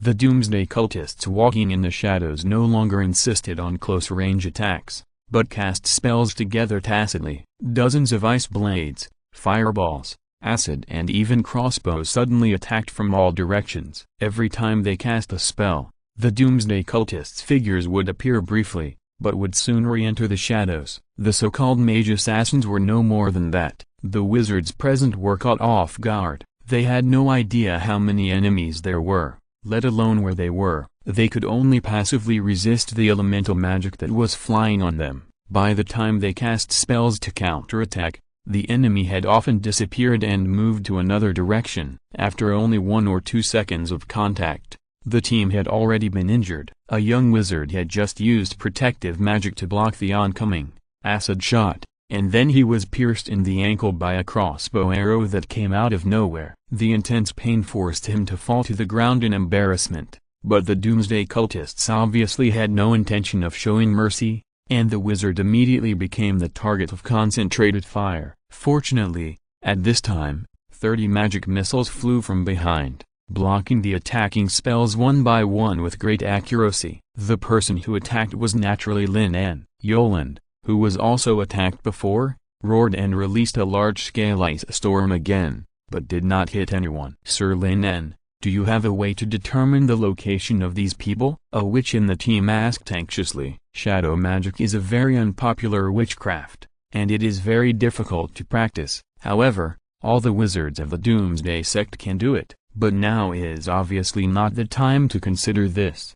The most important thing is that they did not prepare the spells in advance. Raphael was busy dealing with Odessa, the leader of the Doomsday sect. Among all the people, Lin En was the only one who could see those Doomsday believers. "Of course," Lin En responded casually, followed by a multiple ice curtain. 4 ice walls rose from the ground, trapping everyone present and all the Doomsday believers inside the wall. Then Lin En took out a reagent bottle and threw it into the sky in the puzzled eyes of Yoland and others. Although the wizards of the Doomsday cult didn't know what Lin En was doing, they knew that they must not let the other party get what they wanted. Almost instantly, several beams of magic power hit the reagent bottle. Compared with Yoland and others whose faces suddenly changed, Lin En said unexpectedly, "So considerate." The wizards of the Doomsday cult soon realized that they had done something stupid. The reagent bottle exploded in midair, and the alchemical powder emitting cyan light suddenly fell from the sky and attached to everyone, revealing their outlines. "Is this the powder of glowstone?" Philip, who knew a lot about alchemy, said in surprise. "This unique ore exists in the darkest mines, contains a lot of magic power, and has the property of self-luminescence." Kevin, Yoland and others, who had been holding back their anger for a long time, almost immediately began to fight back. Without the help of shadow magic, the true strength of the Doomsday cultists was immediately revealed, and they were beaten back step by step. Raphael, who was fighting with Odessa, was also paying attention to the battle situation on this side. He was not unaware of the Doomsday cultists hiding in the shadows, but he had no chance to intervene. When he saw Lin En successfully crack the shadow magic with the powder of the glowstone, Raphael breathed a sigh of relief and couldn't help but admire Lin En's alertness in his heart. However, a little distraction soon made Raphael pay the price. The blood-red chains surrounding the Doomsday realm suddenly came alive and whipped Raphael like a long whip. An invisible magic barrier appeared around him, but it was shattered the next moment. Raphael's right arm was directly penetrated by the chain, and a hole was blown up. The bright red blood instantly dyed his robe red. The piercing pain surged into his mind, but he did not dare to pause for a moment. He held the chain that penetrated his body tightly with his left hand, and broke it instantly under the explosion of magic. Odessa pointed forward, and a red light flashed. Raphael was completely unable to dodge, but the next moment, both of them felt their hearts tremble violently. Although it was only a short moment, it caused Odessa's magic to deviate from the direction. Lin En in the distance also stopped releasing the resonance magic. This magic had limited influence on the Great Wizard. Once the opponent was prepared, it would not be so easy to succeed next time, so Lin En did not dare to expose the details of this magic casually. Odessa, who was attacked inexplicably, immediately added a few layers of protection to himself and looked at Raphael grimly. Since those believers have lost their value, he naturally does not have to hold back. The Last Judgment. Odessa held a statue in his hand tightly and shouted loudly. The bloody sky seemed to darken, and a sense of depression filled everyone's heart. Yoland raised his head in astonishment, and then saw a shocking scene. The silver moon suspended in the sky seemed to be pulled by some force, and fell down with the breath of endless destruction. The star with a diameter of several kilometers covered the entire sky, spreading darkness. A sense of fear and powerlessness suddenly surged into my heart. The remaining Doomsday believers below knelt on the ground, praying devoutly, begging for forgiveness from the great elemental spirit. Raphael's heart was also trembling. Under the terrifying power of the falling stars, even the possibility of dodging in defense no longer existed. Amidst the waves of prayers and desperate cries, Lin En could no longer pretend not to see Aurora. He lowered his voice and spoke, "Are you still not going to take action, Lady Aurora?" The next moment, a soft breathing sounded in his ears. "Hush, the power I can exert is limited. I need to appear at the most critical moment. Use your strongest magic. Just remember, that is not the real silver moon." Lin En frowned. Of course, he knew that it couldn't be a real moon. That thing must be at least 1,000 times larger than this, and this blood-colored space gave him a feeling similar to the magic field. Is it a magic illusion? The more you believe, the more real it becomes, the stronger it will be. Lin En guessed secretly, and then raised his hand, pointing to the huge star falling from the sky. Space vibration. His fingers trembled quickly, and a barely detectable wave of magic quickly spread. But unlike before, the power of space vibration did not weaken at all, but instead increased rapidly, and finally reached a point visible to the naked eye, just like a sharp scimitar cutting into butter. In front of everyone's unbelievable eyes, the huge silver moon was cut open. Chapter 188. Could it be that you have already been promoted to the legendary realm? A crack appeared on the surface of the huge silver moon, and then the crack gradually expanded, quickly spreading to the entire star, and finally shattered with a bang. The fragments of the silver moon fell to the ground like a rain of fire and meteors, but they lost their previous terrifying power. The meteor shower in the sky turned into ashes before it fell to the ground. But Odessa, as the caster, was shaken at the moment when the silver moon was cut off. Everyone present was stunned in place, staring blankly at the broken silver moon in the sky and Lin En, who raised his hand high to cut off the stars. Even Raphael was no exception. His face was full of astonishment and disbelief. Is the end of the world? The doomsday believers who were kneeling on the ground praying were dumbfounded, looking up at the sky blankly, as if something was collapsing in their hearts. "Sir Lin En, have you broken through the legendary realm?" Yulin swallowed hard and couldn't help asking. Whether it was the scene of the falling silver moon or the scene of Lin En waving his hand to cut off the stars, they all shattered his understanding of magic. Is this really something a wizard can do? If so, I'm afraid only legendary wizards can release such terrifying magic. That's just a magical illusion. Lin En was very calm. Just like in the field of magic, as long as the computing power is sufficient, he can let the intelligent brain simulate the explosion of stars. Of course, Aurora's help is also indispensable. This legendary witch didn't know what method she used to eliminate the disadvantage that space vibration would gradually weaken due to distance, and retained the power at the peak moment. Attacking from the spatial level, even if it was a real meteorite, it would be cut into two pieces. "Sinner!" Odessa roared angrily, and there was a hint of fear in his words. The scene of the falling silver moon was indeed a magical illusion composed of magic power, but facing the shocking scene of the falling stars, even as a legendary wizard phase, he couldn't help but feel fear in his heart while questioning it. And this fear will become real at the moment when the silver moon falls, and will be fed back to the body, crushing everything into dust. "Elemental spirit, please lower your anger and punish the sinners in front of you," Odessa shouted at the top of his lungs. The entire bloody space immediately shook, the earth cracked, and blood continued to surge out from the ground, and then it was transformed into hideous, 2-meter-tall demons, holding twisted long knives in their hands and rushing towards everyone. The number was astonishing, and from a distance, it looked like a bloody tide. Raphael, despite the injury on his right shoulder, released a group pyroblast. Boom, boom, boom. The violent explosion resounded through the sky, accompanied by a series of flames, but a group of demons that rushed up seemed to be unaffected and rushed straight out of the smoke and flames. This weird situation made Yolande and others feel numb. How can they fight? After being reminded by Aurora, Lin En immediately explained, "Don't worry too much, most of them are visual illusions, and only a very small number of them are entities that can harm us." "But how can we tell which one is real?" Philip hurriedly asked. "The magic fluctuations of these evil demons are almost the same,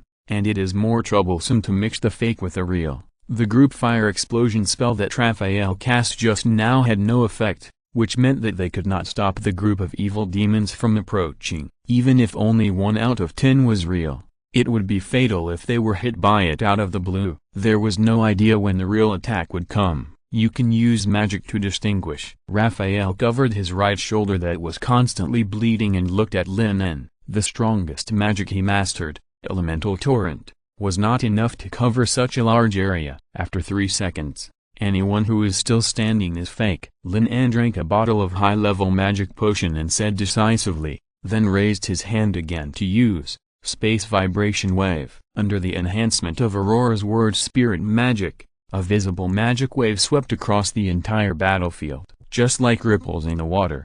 The range of space vibration will only get wider and wider, which is just right for dealing with this situation. The evil demons that rushed in were like tofu blocks that hit a steel wire at high speed, and were cut apart one after another. Some of the evil demons continued to rush forward without any impact, but some fell to the ground and turned into a pool of blood. The next moment, the tide of evil demons was already in front of them. The twisted long swords and hideous faces made Yoland and others feel cold in their hearts. Although they knew that this was just a visual illusion, they couldn't help but put up the mage shield. The tall evil demon ignored the protection of the mage shield, and chopped down on the head with the twisted long sword. A witch closed her eyes in fear, but just as Lin En said, there was no pain, and the knife passed through her body. However, the enhanced space vibration also has an extremely obvious disadvantage, that is, the concealment is greatly reduced. Odessa evaded in advance before the magic wave arrived,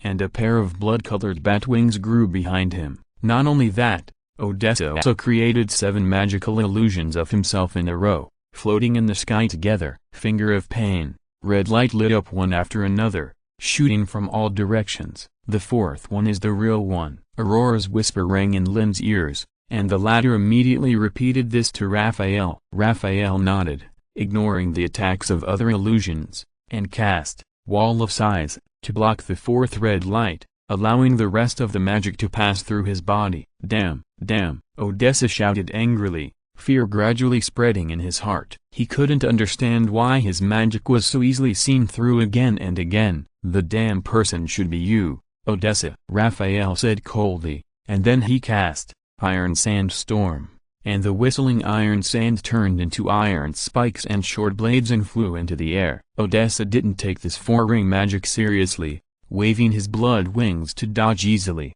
However, he didn't notice that there were several spherical objects flying along with these iron spikes and short blades. After approaching under the cover of the attack, they suddenly exploded. A dazzling light suddenly lit up, instantly blocking Odessa's vision and causing his movements to pause for a short time. Raphael even shouted loudly at this time. Now, Lin En, who had been prepared, had already launched the space vibration wave, aiming directly at Odessa, who was trapped in the iron sandstorm, and whose vision was blocked. Chapter 189. I have a lot of tricks. There is always one that can make you open your mouth. Blinded and temporarily paralyzed, Odessa felt the threat of death, and a strong sense of unwillingness surged in his heart. He had not seen the destruction of the wizard land with his own eyes, and had not yet fulfilled the Lord's will. At the same time, Odessa no longer cared to hide, and immediately used the strongest protective magic he had mastered, divine protection. The golden light lit up from his body, forming a solid barrier around his body, and collided with the speeding space vibration, accompanied by a slight tearing sound. Cracks appeared on the golden barrier. Odessa's forehead was sweating, and he finally blocked it. However, before he could breathe a sigh of relief, the second magic wave followed. But Lin En drank the potion while releasing space vibration, for the sake of safety, and then released the second magic without stopping. The 2 space vibration waves overlapped, and the golden barrier could no longer support it and exploded instantly. Odessa only had time to turn his body to avoid the vital points, and the next second he felt that the right half of his body lost consciousness, and the whole person fell from the sky in a mess. The strange statue that was tightly held in his right hand was also cut off. Thousands of illusory evil demons disappeared in a wailing sound, and the blood-red space was also rapidly dissipating. The moment they left the Doomsday Realm, everyone present finally let go of their worries. At this moment, Odessa looked very miserable. His right arm and a part of his calf were cut off by the space vibration wave. The cut ends were extremely neat, and scarlet blood continued to flow out. The strange statue that was cut into 2 pieces fell beside him, and it had lost its previous magic. Raphael stepped forward quickly, pinched Odessa's mouth, and poured a bottle of blue magic potion into his mouth. The potion took effect quickly, stopping the blood gushing from the arms and broken legs. At the same time, a piercing chill almost penetrated Odessa's mind. His body seemed to be frozen, and only his eyes and mouth could move. "You'd better answer me honestly, Odessa. What is going on with this doomsday sect?" Raphael's face was as gloomy as water. He almost died in the doomsday realm just now. He had no mercy on the instigator in front of him. Using the potion to save the other party's life was just to torture more information. Facing Raphael's inquiry, Odessa remained silent, just looking at the two people coldly without any intention of answering. "You should have used divine magic just now," Lin En suddenly interrupted. "I have seen the other party use a little divine power to use the four-ring divine art, sacred barrier, in an extraordinary way. The thing that Odessa used to defend against the first, space vibration wave, should be an upgraded version of this thing." Divine art? For Raphael, who was born in the land of wizards and had never been exposed to the outside world, divine art was a very unfamiliar existence, so he did not recognize it at the first time. However, this does not mean that Raphael does not understand the seriousness of the matter. The biggest reason why these wizards have to stay in the land of wizards is because of the blockade of the church. "I know a lot of tricks. There is always one that can make you open your mouth," Raphael said viciously. Lin En on the side looked at the strange statue that was divided into two parts, and used the mage's hand to take the thing over, but he did not dare to really touch it. "After all, this thing is very evil, and it may be tampered with." Aurora's voice soon rang in his ears. "This is a statue of an evil god. What you have in your hand is just a tool that carries power." It seems that person is not here. Compared with the worried Lin En and Raphael, the other wizards are more concerned about another thing. "Do you know when Mr. Lin En was promoted to a great wizard?" Yolan looked at Philip and asked quietly. Although Lin En had explained that the cut star was just a magical illusion, it would take at least a great wizard to defeat the messenger of the doomsday cult together with Master Raphael. "I don't know much about it." Philip was also confused. Lin En had never told him about this at all, and he couldn't help but feel a little resentful. Just as the few people were chatting, a powerful wave of magic suddenly came from a distance. Everyone present turned their heads and looked through the broken wall at the towering Corona Tower in the distance. Not good. Their real target should be the core of the Corona Tower. Aurora's slightly panicked voice sounded in Lin En's ears. Odessa, who had been silent, was also looking at the towering tower. He couldn't help laughing. He knew that no one could resist the temptation.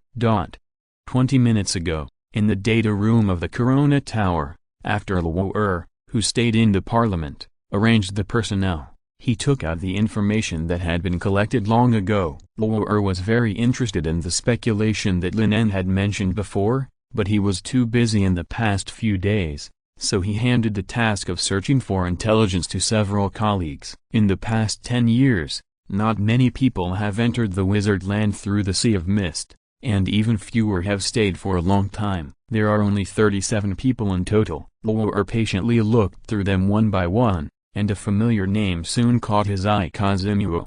About 5 years ago, the other party arrived at the land of wizards on a cargo ship from the Yaita harbor. After staying for half a month, he left Yaita. Later, for unknown reasons, he joined the school of eunuchs and became the most capable right-hand man of the evil wizard Merc. Luo browsed through the information. His eyes became brighter and brighter. The time when the other party joined the school of eunuchs was only 1 year and 7 months away from the outbreak of the tragedy, and the doomsday sect appeared shortly after the destruction of the school of eunuchs. Kazuma was obviously the most critical person. Luo was so excited that he could hardly restrain himself, but soon remembered that Kazuma had been killed by his teacher August 2 months ago, and it was like being poured with a basin of cold water. Unfortunately, this clue has been broken. Luo shook his head regretfully, but still took out the relevant information and prepared to discuss with Lin En to see if he could find clues from other places. But if this operation goes smoothly,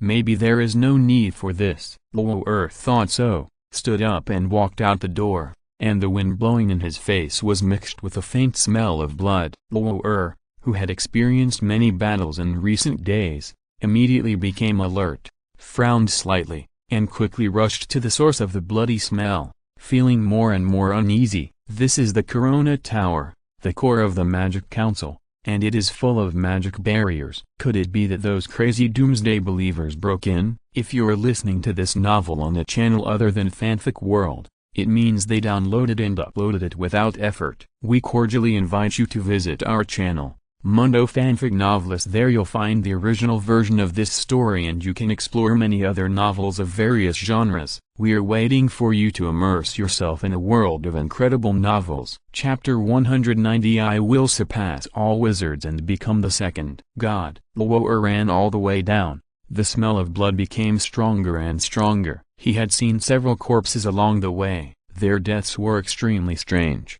as if they were killed by witchcraft without any reaction. Damn it, what is going on? Has the parliament been infiltrated? Luo cursed. All the protections in the Corona Tower were ineffective. There must be a traitor in the parliament, who leaked the information of their operation in advance, and then took advantage of the lack of protection of the Corona Tower to raid the core area of the Magic Parliament. Luo was extremely anxious, but he ran into a group of familiar figures head-on. It was August and others who led the team to encircle and suppress the Doomsday Sect. Teacher, Luo shouted in surprise, and was relieved immediately. Since August appeared here, it means that the matter on the other side should be resolved. But at this moment, he didn't bother to ask more questions, and continued anxiously. Teacher, you are back at the right time. An enemy broke into the Magic Council. The guards I arranged were attacked, and the protective magic circle did not work. I am afraid there is a traitor inside, and this Doomsday Sect is probably related to the Cosimo you killed 2 months ago. I checked his information. He is the right-hand man of the evil wizard Merc 5 years ago. I suspect that everything that happened in recent years is related to him. Luo said his speculation very quickly. August was very calm. He listened to Luo's narration patiently while walking deeper into the Corona Tower. Then he asked with interest, "Did you come up with all these?" "No,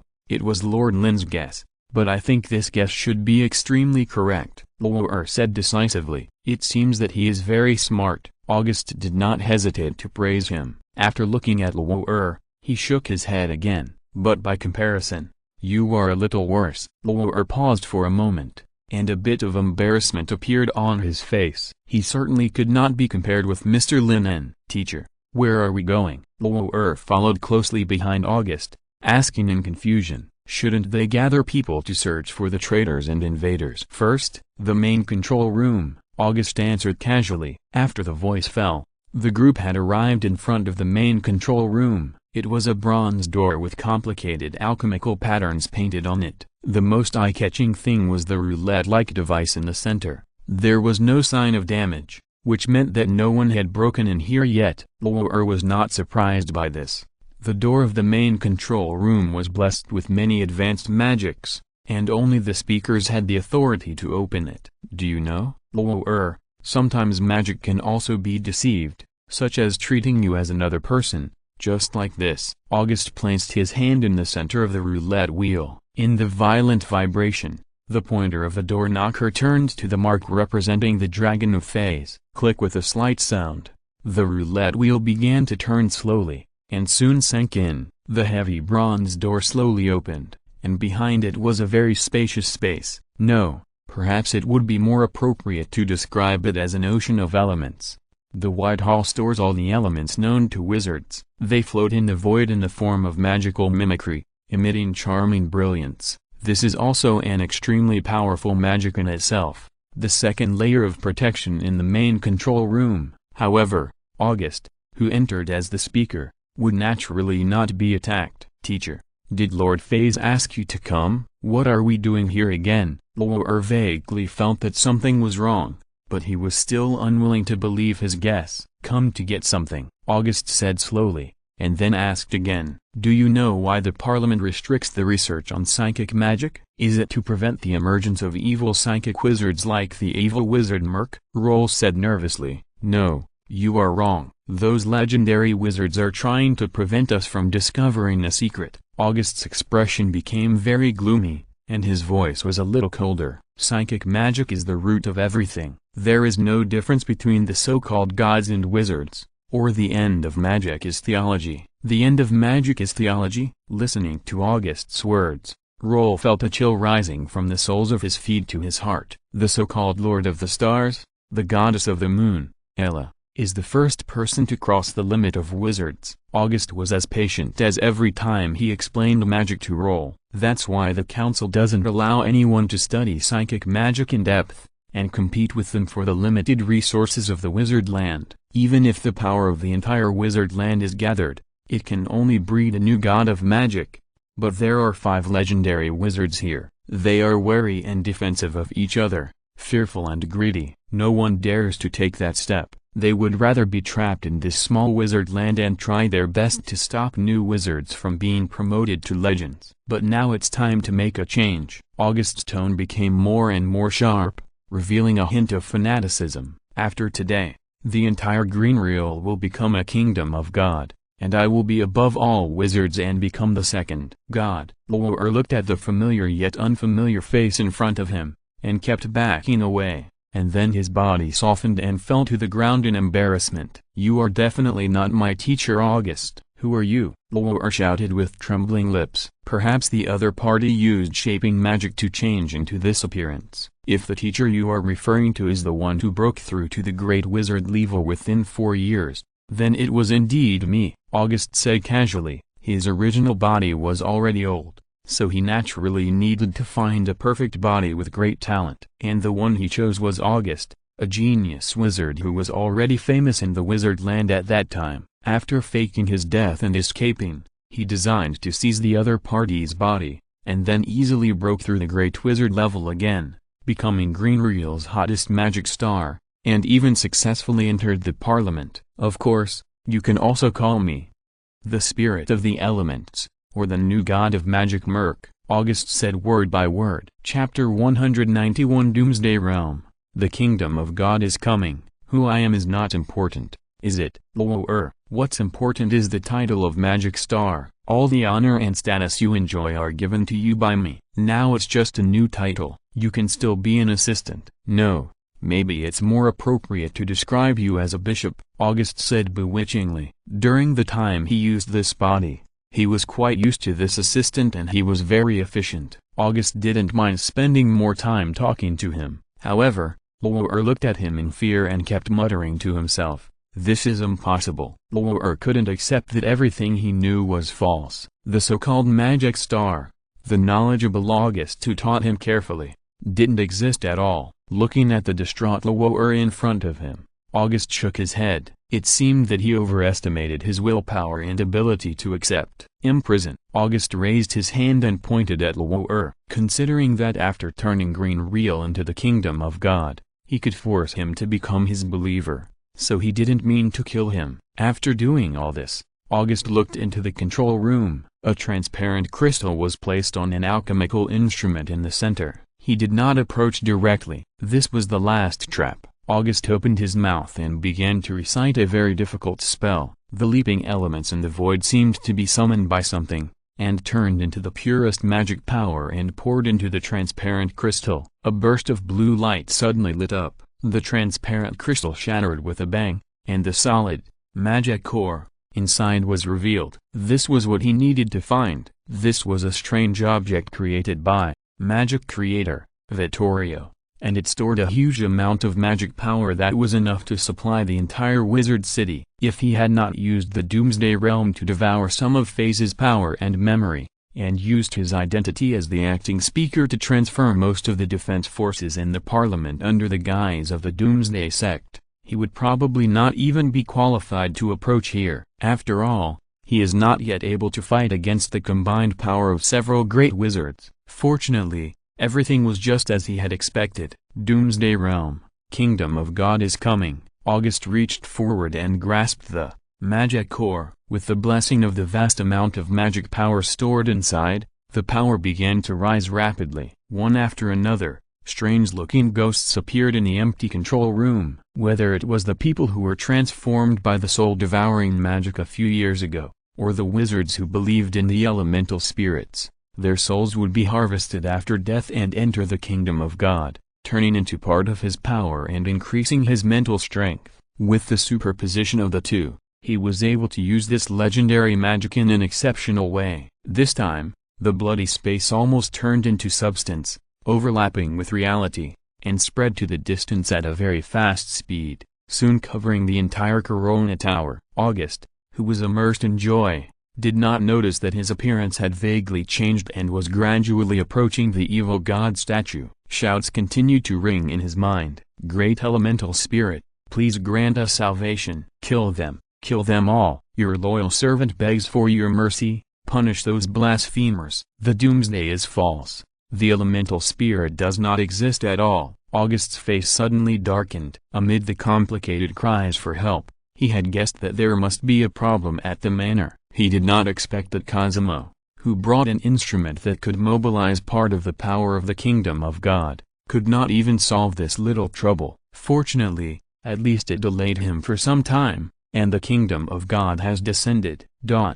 What is going on? Raphael and others who had just stepped into the Corona Tower found a red light rushing towards them in an instant, and then the entire tower turned blood red. "Or we should leave here first." Yolan swallowed his saliva. He still felt a little palpitated by what happened in the Doomsday Realm just now. "It's too late. It should be more than just this tower that is affected." Lin En shook his head and looked out through the wide-open window. The red light was spreading rapidly to a farther distance. Obviously, this is different from before. They are not being pulled closer to a certain space. It is just that they don't know whether his magic field can be materialized in the real world like this. "No matter who did it, as long as we kill him, everything will be over." The one who spoke was a great wizard of the plastic school, who was also one of the leaders of the raid on the Doomsday sect. However, compared to Lin En and others who ran into the real master, they only captured some Doomsday believers who fled. "You still like to say some unrealistic words,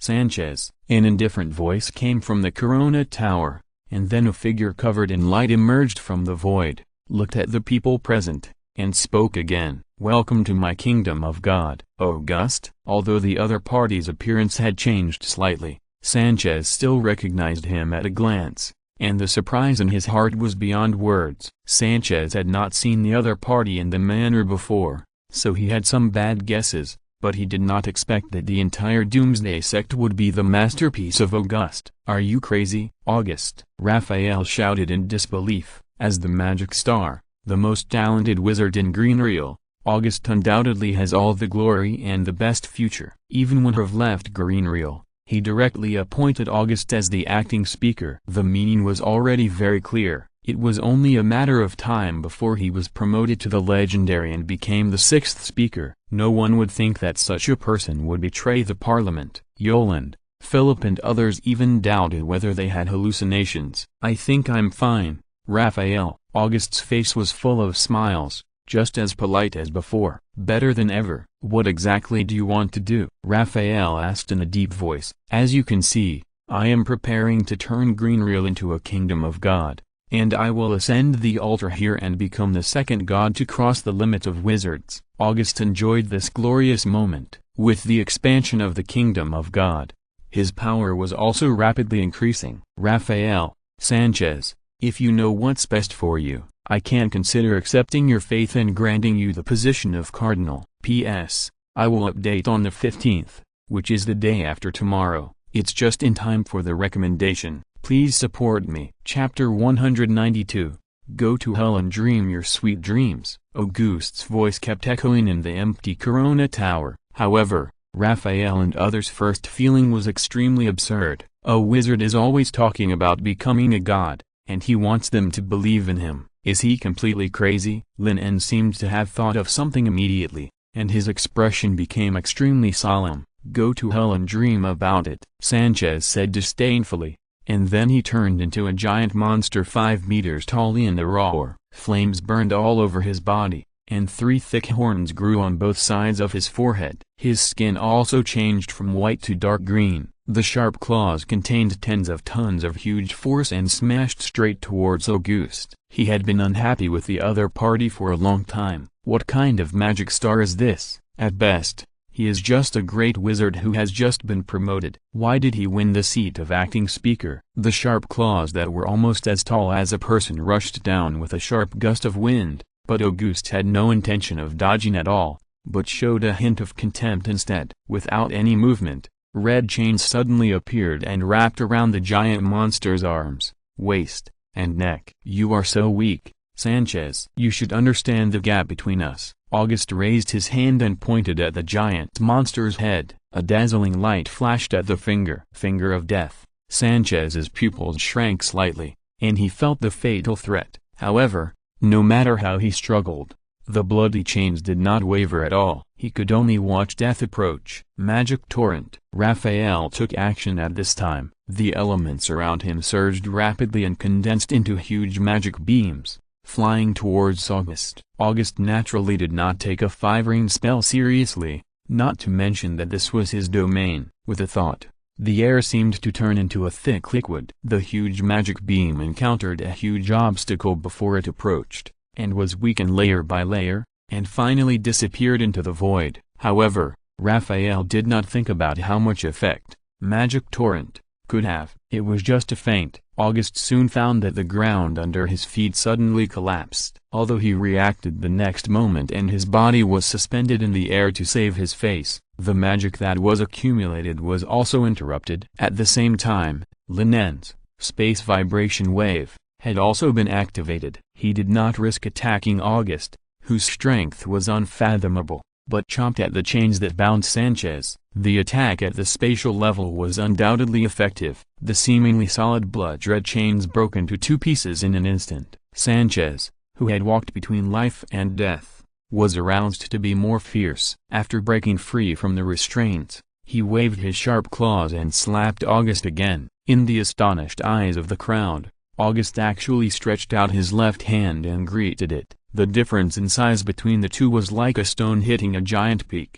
but the fact was completely the opposite. Not only was the stone not shaken at all, but it crushed the giant peak to pieces. Sanchez's right arm was broken from the arm, and blood immediately spurted out. Auguste raised his left leg and kicked Sanchez's chest hard. The latter's chest was directly sunken. His huge body flew out horizontally, and a huge hole was smashed on the ground. He was embarrassed and turned into a human form again. Auguste's speed was so fast that it was unimaginable. Everything happened in an instant. Raphael had no time to help, and Sanchez had already fallen to the ground and his life or death was unknown. A 5-ring plastic wizard had no ability to resist in front of Auguste. Raphael's heart sank to the bottom of the valley. "I'm afraid that all of them will die here today. Try to delay some time. Just a few minutes." Aurora's voice rang in Lin's ears again. The latter rolled his eyes. Where can he delay time? Auguste is not something they can deal with at all. But Lin did not point out Aurora's identity. After all,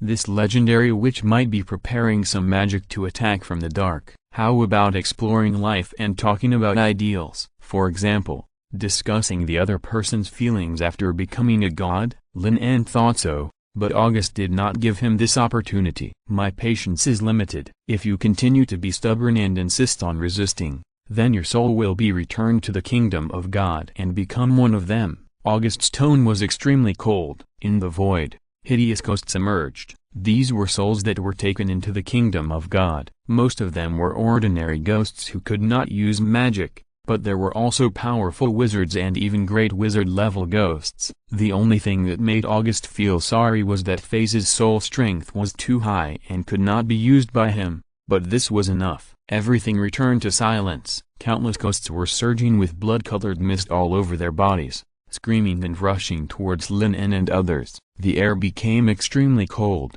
and the tables, chairs, and bricks along the way became broken and rotten under the inexplicable force. Sanchez, who fell to the ground, seemed to have been drained of his energy. His exposed body became shriveled and withered, and he was soon swept in. Lin En and others in the distance lost the ability to cast spells in an instant. Thousands of resentful spirits launched the soul scream together, and even a great wizard like Raphael could not resist. "Gather here." Lin En endured the severe pain in his brain and shouted loudly. He held the corona medal with his right hand and activated the 6-ring spell sealed inside. Vittorio's barrier, with such a large range of resentful spirits impacting, and Aurora not moving at all, Lin En could only pin his hopes on this trump card. The next moment, the dark golden metal floated up spontaneously, and countless materialized alchemical runes emerged from it, forming a ring-shaped barrier that wrapped everyone inside. The screams that kept ringing in his mind disappeared without a trace in an instant. The inside and outside of the alchemical barrier were like two different worlds. The evil spirits from the outside kept hitting the barrier,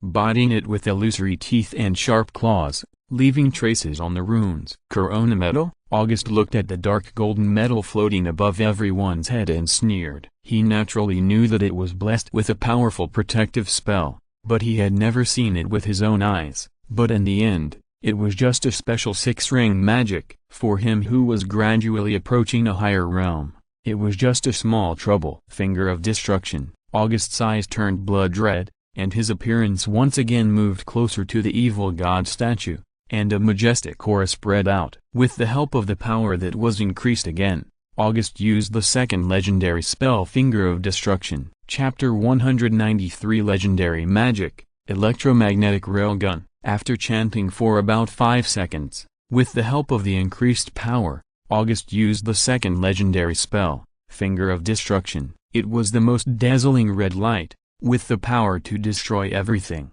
and it directly hit the circular barrier composed of alchemical runes. Almost instantly, the six-ring spell, Vittorio's barrier, was broken, and the countless resentful spirits that were previously blocked outside also rushed in with a scream, and the rushing light was the last to arrive first and aimed directly at Lin En. The red light that seemed to be able to wipe out everything made Lin En think of the heavenly judgment that Archbishop Unluck had used before, but the power of the two was very different. The legendary spell was like a chasm in the sky that could not be crossed by everyone present, and Yolande, Philip and others were already in despair. Alas! At this moment, a slight sigh suddenly sounded. Then, Lin En saw a bright red figure blocking in front of him. Perhaps the light came too fast and too quickly. Aurora didn't even have time to cast a spell to defend herself, and was hit by the red light in an instant. But it was accompanied by a clearer voice. Mirror turn,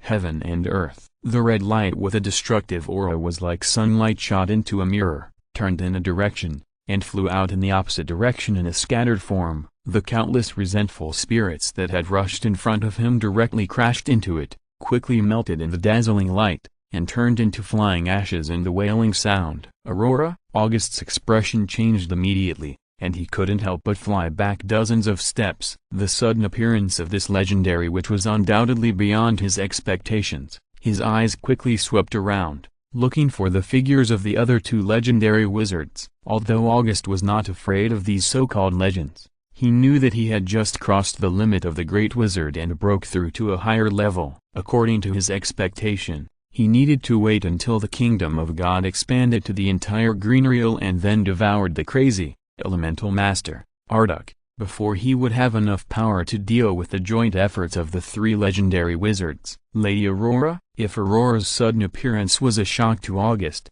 then it was a surprise to Yolande and the others.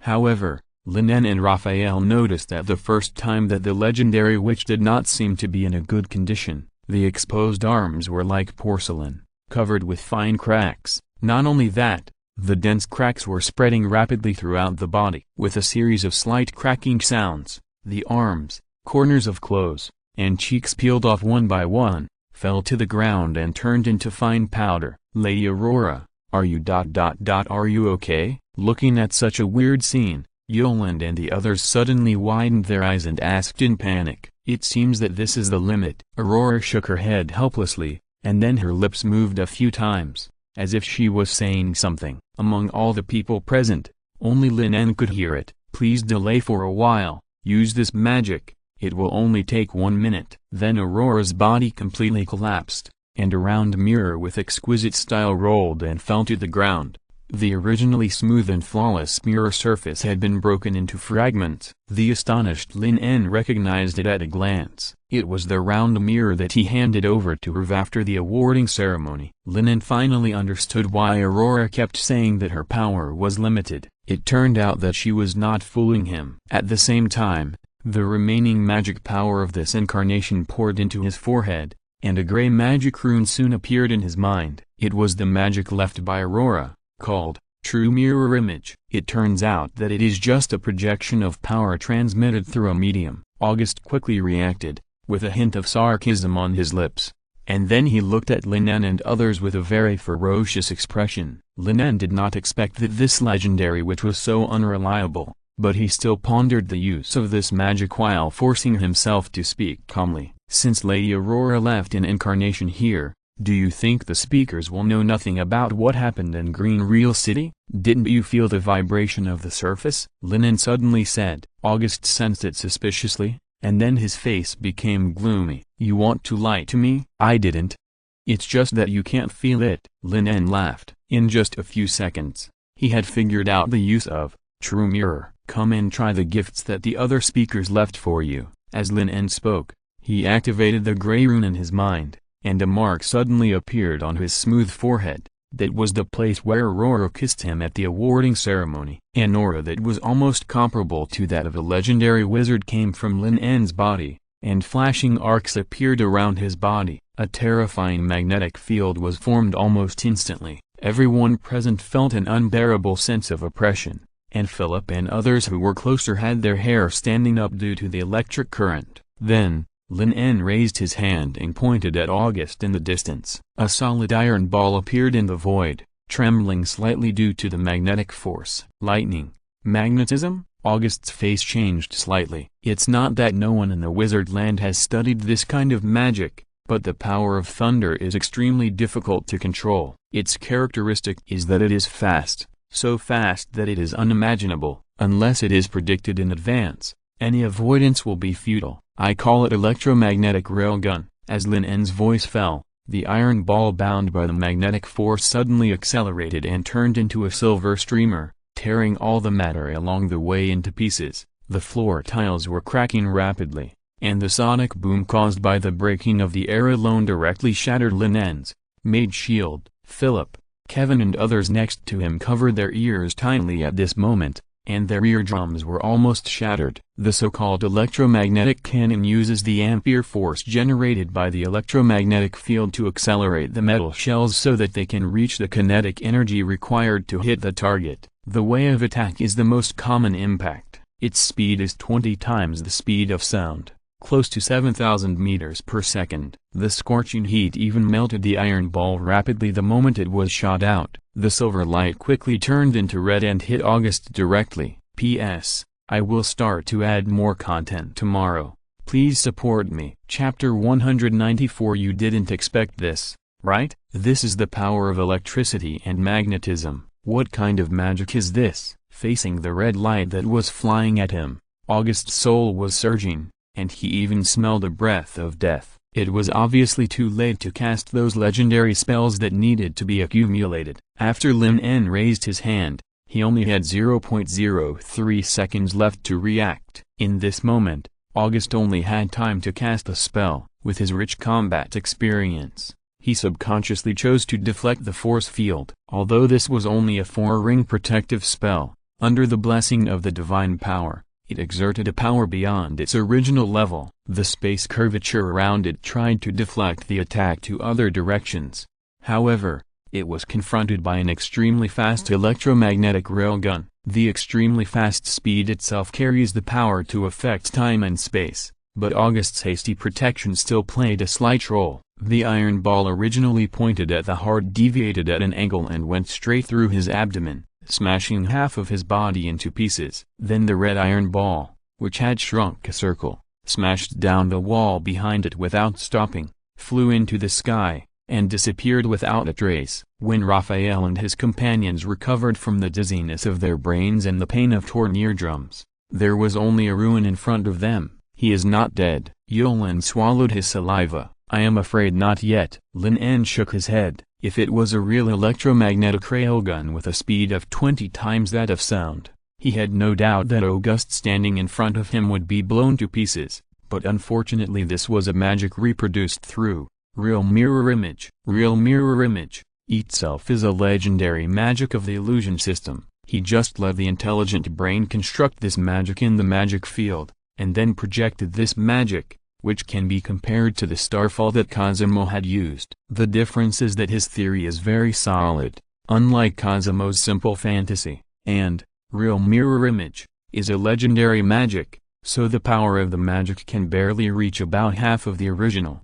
However, it was obviously not that easy to kill Auguste with this. Lin En even suspected that even if the body was destroyed, the opponent could continue to fight in the form of soul. Sure enough, after a short silence, Auguste's voice rang again. This is really a good gift. At the same time, the huge stones and bricks that collapsed on the ground floated up one after another, and under the control of some force, they rushed towards the crowd. Lin En raised his hand again, and the space ripples appeared, knocking the rubble away, but the mark flashing on his forehead dimmed. He had used up the last bit of magic power given by Aurora, and the legendary spell slot in his head also shattered. Accompanied by a violent cough, Auguste, who was covered in blood, stood up with difficulty, his face full of gloom and anger, and the injuries on his body recovered at a very fast speed, but the hands and feet that grew back looked a little weird. I have to say, your performance really surprises me again and again,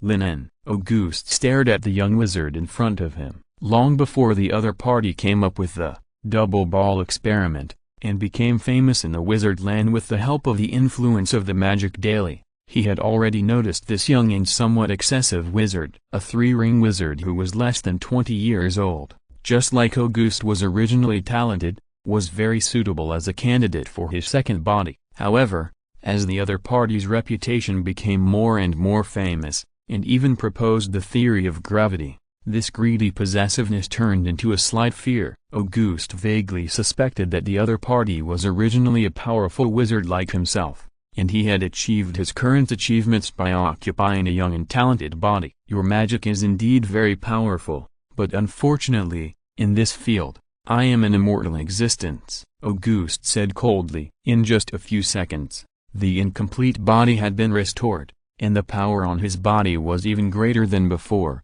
because the kingdom of God now covered most of Greenreal. Although he said this, Auguste didn't dare to approach easily.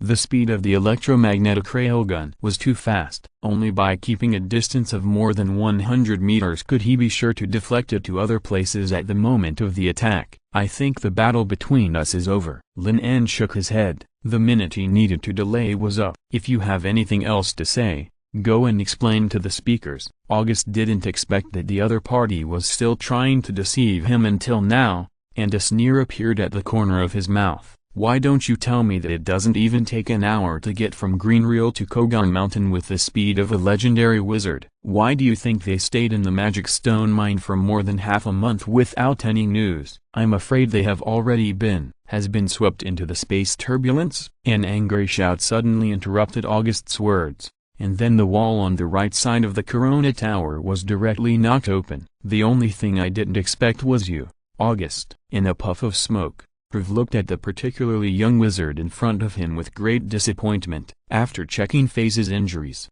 he guessed that this attack might not be that simple, but the abnormality in the Magic Stone Mine cave could not be left alone, so he deliberately proposed to lead the team to the Magic Stone Mine cave, and also to let those hiding in the dark jump out. But he obviously did one thing wrong, that is, pushing Auguste to the position of acting speaker.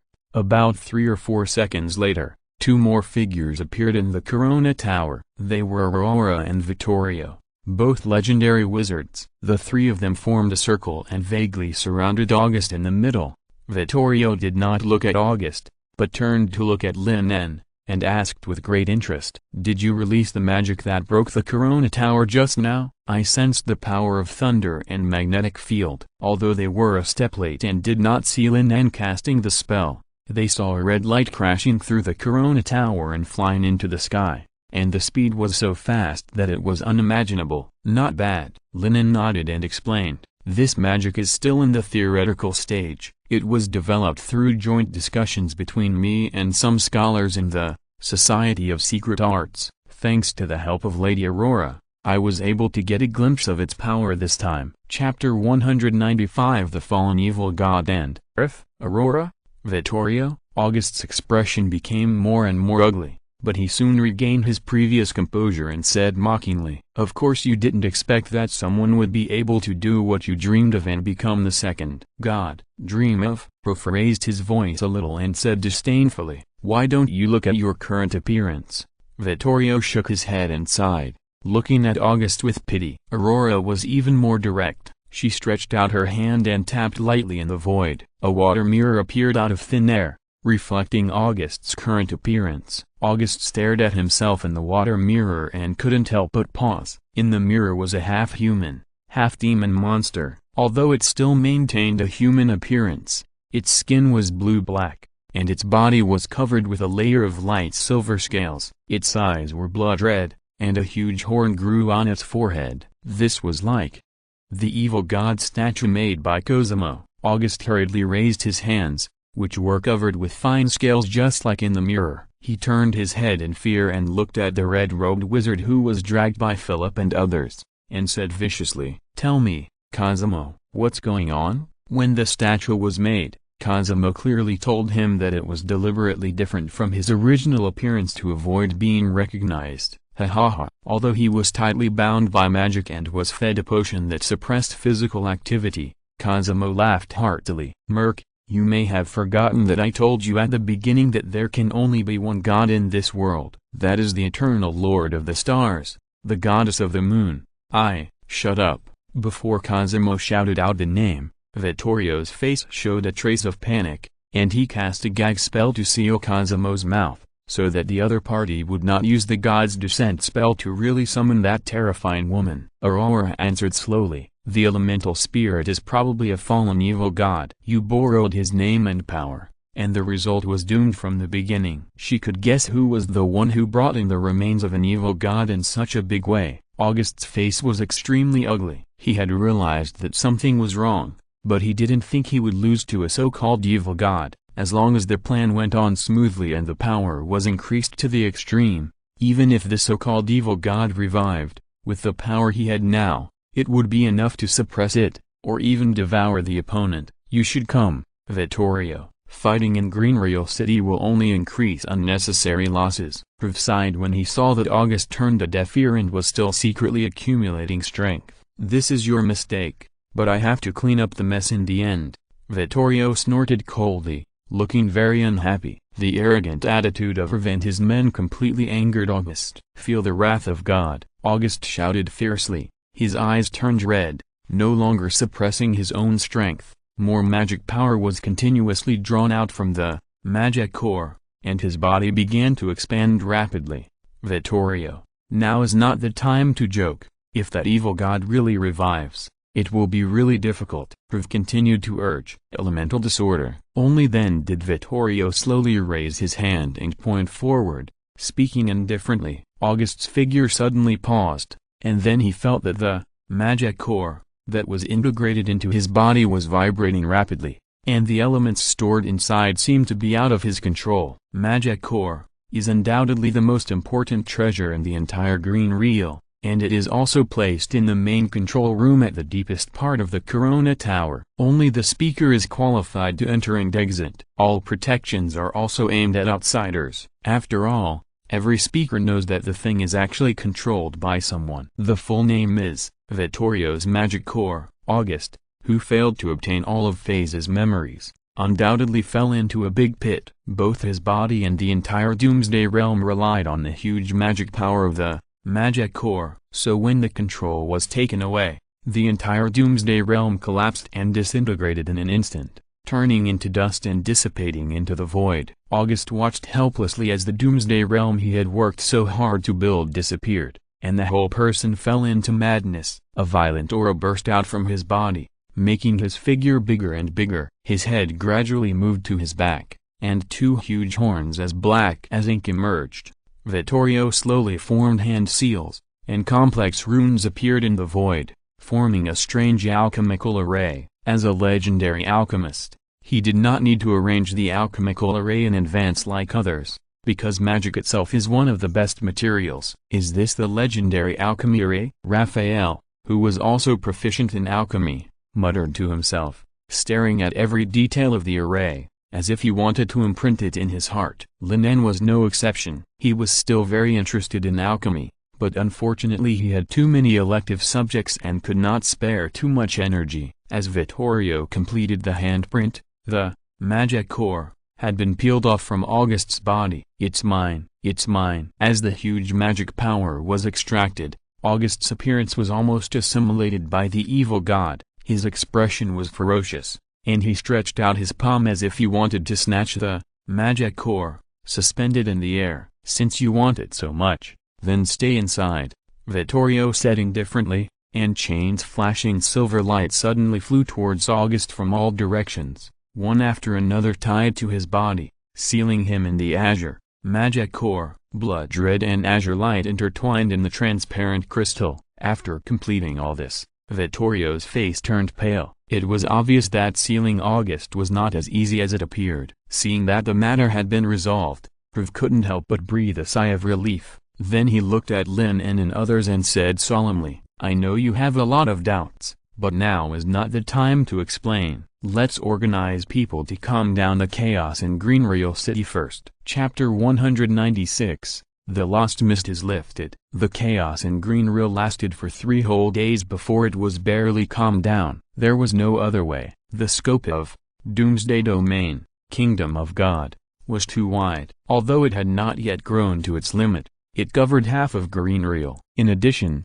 the news of the death of the legendary wizard Phase was revealed, which made the entire wizard city panic. Fortunately, the return of Herv and others stabilized the situation in Greenreal. The instigator, August, had been imprisoned in the magic core, so the situation did not develop to a worse situation. On the 3rd night, in the dilapidated Corona Tower, in the Sky Realm, the meeting was held again. When Lin En arrived, the meeting room was already full of people. What surprised him a little was that Lawar was also here, but he looked a little dazed. At this moment, he was sitting silently on the side, with shackles on his wrists that restricted his magic power. As a disciple of August, although Lawar was lucky enough to escape and was not affected by the battle in the Corona Tower, his extremely embarrassing identity made him be imprisoned the moment he was rescued. After 3 days of torture and memory retrieval, Roll's spirit had obviously reached its limit.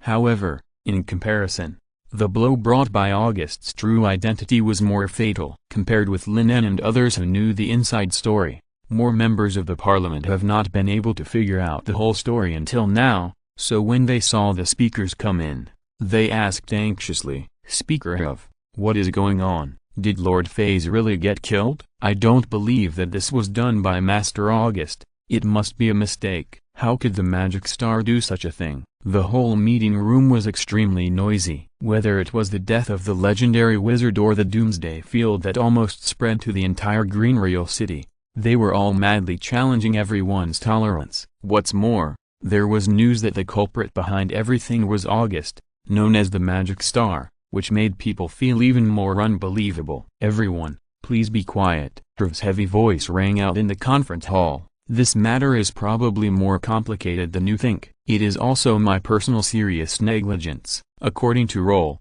the current magic star August is probably no longer the one you think he is." Herv's words confused the congressmen present, and they asked in confusion, "What do you mean, Mr. Speaker?" Herv did not continue to explain, but turned his eyes to Roll. It was obviously more credible for this disciple of August to say it himself. Under the gaze of the mocking and confused eyes, Roll slowly opened his mouth to explain, whether it was the information he had found before or the conversation with August in the main control room. He did not hold back. After all, his memory had been checked and he could not hide it. Master August is actually the evil wizard Merc. Tick was so shocked that he couldn't say anything. He couldn't believe that the magic star of the wizard land, the polite and famous August, could actually be the cruel evil wizard Merc who used psychic magic to massacre thousands of people. But didn't Merc die a long time ago? A member of the parliament asked in confusion. At that time, the parliament sent 3 great wizards to lead the team to wipe out the psychic school. The total number of people was more than 100, and many people witnessed the death of the other party with their own eyes. That's just the teacher. No, Merc had planned it long ago. It was just a means of faking his death to get away. Lore explained that the other party's goal was to join the parliament with a more suitable identity after harvesting enough souls. All the members present were immersed in this shocking news. Lin En was not surprised. After meeting Cosimo and Merc in succession, he had already deduced a general idea of the whole story. It was probably Merc's deliberate act that allowed Helram to find the information about the school of psychic energy so easily. It was no wonder that after receiving the message from Tick, the magic star actually volunteered to come to the Ida harbor to the parliament. It was probably to recover the other party's research results. And what about Odessa? Isn't he a disciple of Master Phase? But I seem to have heard Merc call him Cosimo before? What is their relationship? Raphael was completely confused. Roll hesitated for a moment, then shook his head. He didn't know about this. The Odessa you saw is Cosimo, Merc's former right-hand man. Obviously, they played the same trick. Priv sighed. Before leaving, he had asked Tojust to send more people to protect Phase, but it obviously had the opposite effect. Priv was also extremely guilty about the death of this old friend. If he had paid more attention to the Doomsday sect, things might not have evolved to this point today. After a pause, Priv said solemnly, "If I'm not mistaken, Cosimo is probably from the church." The church? Raphael and the others paused. For wizards like them, the church is undoubtedly a familiar yet unfamiliar name. Except for Lin En, none of the counselors present had ever dealt with the church, but they knew very well that the purpose of the existence of the wizard land was to resist the invasion of the church. It was like a group of shivering sheep, trapping themselves in a fence to block the wolves from the outside world, just to seek a moment of peace. This can only be described as humiliation. In the past, they also felt this way, and even secretly complained about the cowardice of the speakers. However, this time, the incident of the Doomsday cult made them directly contact the threat posed by the church for the first time. A shadow was cast in their minds. "Speakers, please allow me to ask, what is Cosimo's real purpose?" Lin En, who had never spoken, suddenly asked. 3 days ago, after the Corona Tower was attacked, Lin En still remembered the hideous smile on Cosimo's face. The other party made such a big scene. It can't be just to cause some damage, right? It should be to remove the legendary spell, Lost Mist. Vittorio was the first to explain. Hearing this, everyone present immediately became nervous. The Lost Mist that covered the entire sea and separated the wizard land from the Secus Empire was undoubtedly the most important barrier. Once this magic was removed, it meant that the church could launch an attack on them at any time. If you're listening to this novel on a channel other than Fanfic World, it means they downloaded and uploaded it without effort. We cordially invite you to visit our channel, Mundo Fanfic Novelist. There you'll find the original version of this story and you can explore many other novels of various genres. We're waiting for you to immerse yourself in a world of incredible novels. Chapter 197: The Origin of the Evil God and the First Spellcaster. The magic core originally used to maintain the Lost Mist is no longer usable, and the alchemy array in the main control room has also been severely damaged. Vittorio shook his head, revealing a strong sense of fatigue in his tone. "Is there no way to repair it?" Lin En asked, puzzled. "How can it be that easy?" Vittorio said unhappily. "In the past 2 days, he has been mixing various alchemy materials and trying to repair the damaged array." His head is about to explode. Lost Mist is not an ordinary legendary spell. The range is astonishingly large, stretching over tens of thousands of square kilometers. In order to lay this array, it took a full 9 months and consumed countless resources. It is not so easy to find replacement materials and rearrange a legendary array in a short time. However, Vittorio has also taken some remedial measures in the past few days. Now the white fog is still spreading over the sea, but it has lost its strange ability to block mental detection and make people lose their way. With the wandering eye of death and the previous reputation of the Sea of Mist, it may be possible to hide it for a while and strive to complete the repair work. Priv did not hold much hope for this. The church had gone to such great lengths to send someone to sneak in with a statue of an evil god, which undoubtedly proved that the church was ready to take action against them. She was willing to do that. At least it was the soul of a cardinal or even a saint. Aurora sighed. Those who could perform this task were undoubtedly the most devout believers, otherwise, learning magic would be breaking their own faith. After all, the source of wizard power is to understand and summarize the laws of things and apply them. The more you know, the more you will inevitably doubt the creation records in the Bible, especially after learning that the goddess you believe in is actually an evil wizard. Not many people can still firmly believe in it. In short, we have to consider the worst possibility, facing a war, Prv said very seriously. The meeting on the war lasted for a long time. Since the specific time and place were not clear, the content of the meeting only stayed on the preparations before the war and how to continue to hide the land of wizards. Several counselors who were frightened by the evil god incident even proposed to send hundreds of alchemy ships to cruise in the Sea of Fog and sink any ships that dared to enter, but they were quickly refuted as useless. Firstly, the entire Sea of Fog is very large, and hundreds of ships are not enough. They also have to guard against the attack of the Eye of Death. Secondly, how can they prevent someone from absconding with the ship, or even expose the fact that the protection of the Sea of Fog has failed in advance because of the traces of activities? Member Lin, how long does it take to make an airship? Prv looked at Lin and asked. If there are enough materials, it will take about a month. It will take 10 skilled carpenters. If there are mages, it can be much faster. Lin thought about it and answered. Prv nodded. This is easier than he thought. When he took the airship before, he realized the great role of this thing in war. Being able to fly is an advantage in itself, not to mention that this thing can fly to a height of several thousand meters, and its load capacity is not low. It can bomb the ground from a high position. However, how to deal with the Vatican's organized Griffin Knights has become the biggest problem. So it will have to undergo some alchemical transformation in the future. Considering this, Prv did not buy too many at once, but cautiously asked Lin En to build 50 airships to test the waters first. Lin En also gave a friendly price of 1,000 magic coins per ship. Once this thing is delivered, the principle will soon be figured out, and the relatively low cost can also be analyzed. So even if there is a knowledge premium and development costs,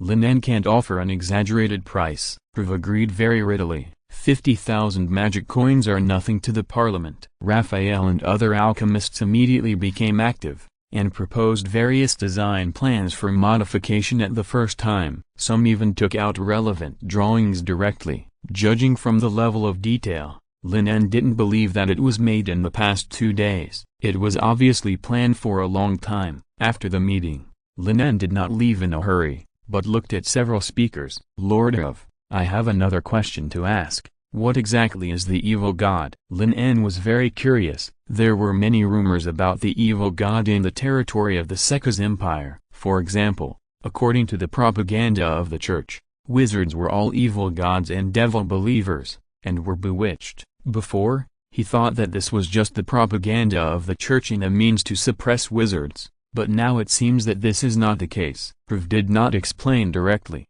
but asked back, how much do you know about eunuchs? Lin En shook his head, indicating that he knew very little. It seems that the legendary wizards of the Secret Law Society did not tell you about this. As the oldest person in the wizard land, Vittorio took the initiative to take over the conversation and explained. In fact, all wizards were psychics at the beginning. They used extraordinary mental power to influence the material world. It is not an exaggeration to say that it was the origin of magic. In the case that the magic system has not been completed, only such natural casters can become wizards. The situation at that time was much more chaotic than it is now. The research of wizards can only be described as unrestrained. However, the prototype of the current magic school and the method of promotion were also developed by these original wizards in the process of exploring and understanding the world. Later, an unknown psychic wizard discovered a secret, that is, he could increase his mental power by devouring spirits. This cheating-like method of increasing mental power even became the mainstream of wizards for a time. I think it must have some flaws, right? Lin En thought thoughtfully. Yes. Vittorio nodded. The memory and power of dozens or hundreds of souls might be able to hold up, but if the number expanded to thousands or tens of thousands, even the great wizards could not bear it. Many people lost their minds or changed their temperaments. This state is also called soul pollution. It is extremely fatal to wizards, because the premise of casting spells is to have a clear mind. Of course, this method has not been completely abandoned. Countless wizards who are thirsty for power are committed to the research of psychic magic, trying to find a way to purify soul pollution, but it is a pity that this is in vain. However, some wizards have improved more gentle methods. Ella is one of the best. According to her, devout belief is the key to connecting each other's spirits. P.S. Please support me for the 4th update. I will continue to update this week. For every 20,000 Kidian coins reward, I will update one more update. For the leader, I will update 5 more updates. For every 200 subscriptions, I will update one more update. That's about it. Please support me. Chapter 198 The Price of Becoming a God. At this point, Vittorio's face showed a look of reminiscence. He knew very little about this very long history. He only knew that in order to compete for more faith, a protracted war was fought on this continent. In the end, there is no doubt that the Church won final victory and ended the chaotic scene of many countries before. 11 kingdoms and dozens of grand duchies were integrated together to establish a huge empire. So those evil gods are powerful wizards who failed to compete for faith? Lin En guessed. He understood why the Church repeatedly suppressed and cleared wizards. First, every powerful wizard is a potential threat and a contender for faith. Second, if powerful power can be obtained by another way besides faith, the influence of the Church will inevitably be greatly weakened. As for those who have good talents, they can be incorporated into the theological system through baptism of faith and serve as bishops or cardinals. You can say that, but according to my understanding, there are also many evil gods that come from some kind of existence outside this continent.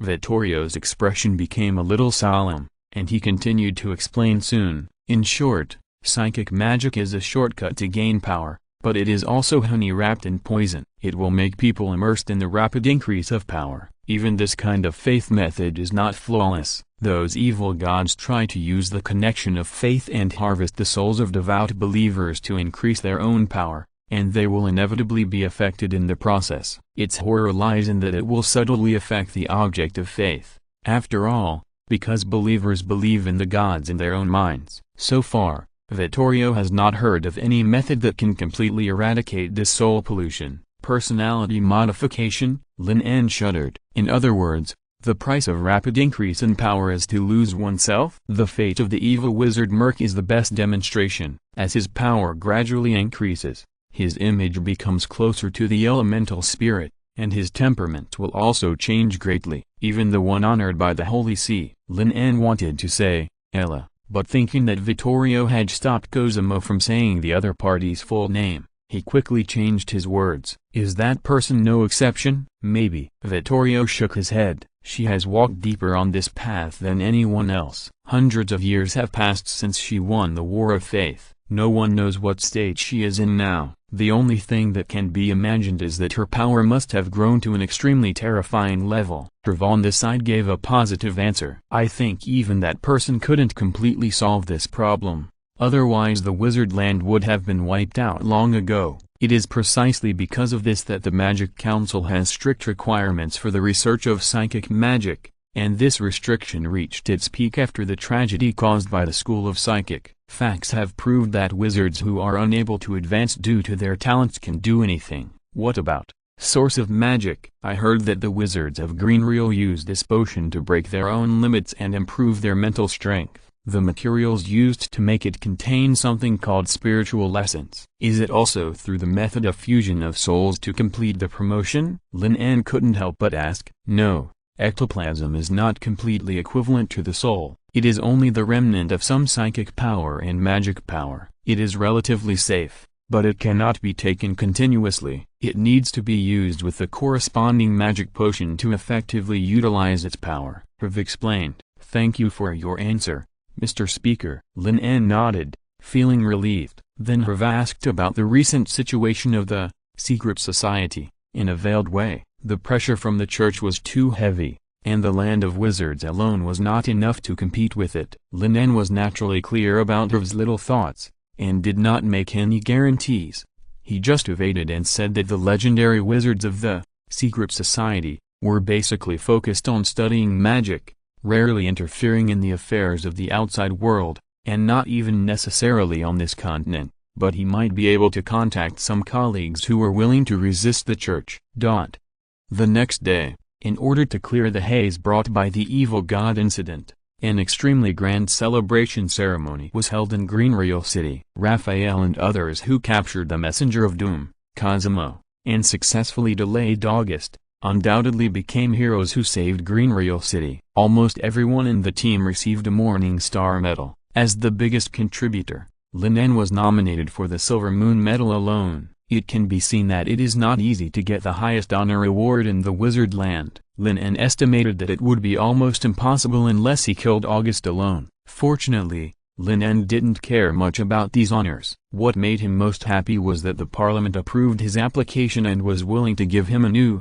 Corona medal. After all, he activated the protective spell stored in the medal, Vittorio's barrier, in order to save the wizard city. It would be unreasonable if he didn't reimburse it. Considering the abnormality of the Sea of Mist, Lin En did not stay in Greenreal City for a long time. On the morning of the fourth day, he submitted his resignation to the parliament and prepared to return to Yaita. In the evening, the airship hovered over the square of the city. "Sir Lin, are you ready to leave now? I haven't been able to ask you many questions about calculus and curve equations," Tick said with great regret. These days, he has been very obsessed with the study of calculus. This is simply the only way to reveal the microscopic field. Tick even feels that many spell models can be reconstructed using the knowledge of calculus to enhance the power and reduce certain casting requirements. It's a pity that the master Leibniz who guides them seems to be very busy. Occasionally appearing in the Olympiad Sea, he would throw them a new Olympiad book and let them slowly figure it out. Tick dared not say more, let alone ask more, because the knowledge, formulas and theories contained in each Olympiad book are extremely profound. He couldn't imagine how much effort it took to summarize them. He could only secretly feel ashamed that their learning progress was too slow, and he didn't know when he could really participate in the research of establishing the calculus system. And Lin became their savior, the only person in the whole Green Reel who could understand these calculus books and give them some answers. According to him, Mathematical Olympiad is a required subject for all members of the Mystic Society, and he was fortunate enough to have studied with Master Leibniz for a period of time, so he knew a little bit of relevant knowledge. But after asking for advice several times, Tick found that Lin En was too modest. It was not just that he knew a little bit, there was nothing he didn't know. If it weren't for the limited number of passengers that an airship could accommodate, Tick would have wanted to follow him to the Yaita harbor. Chapter 199. In fact, everyone is the king of thunder and lightning. Don't worry, everyone. After a few days, when the new air route is established, it will only take 2 or 3 days from Greenrail to Yaita. It won't be too late for us to meet again. Lin En smiled and responded to the crowd's request to stay. Then he exchanged a few words with Raphael and others who came to see him off. Finally, he looked at the witch who was walking towards him with a dark golden medal and said in surprise, "Lady Aurora, I didn't expect you to come in person." The legendary witch, wearing a bright red dress, personally embedded the refurbished Corona medal on Lin En's chest, just like she did at the awarding ceremony.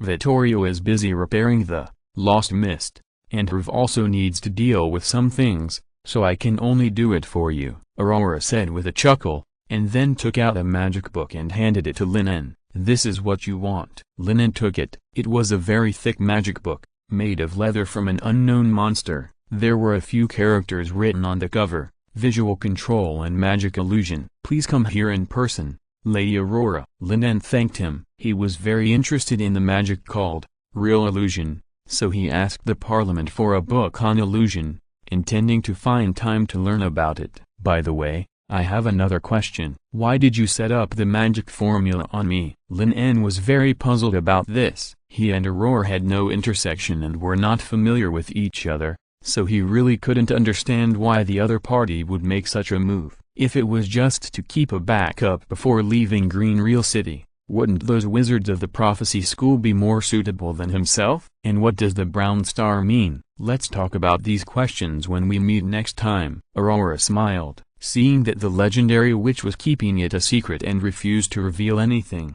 Lin En had no choice but to shake his head helplessly, looked at Philip and the others, and said, "Let's go. Let's go back to Yaita."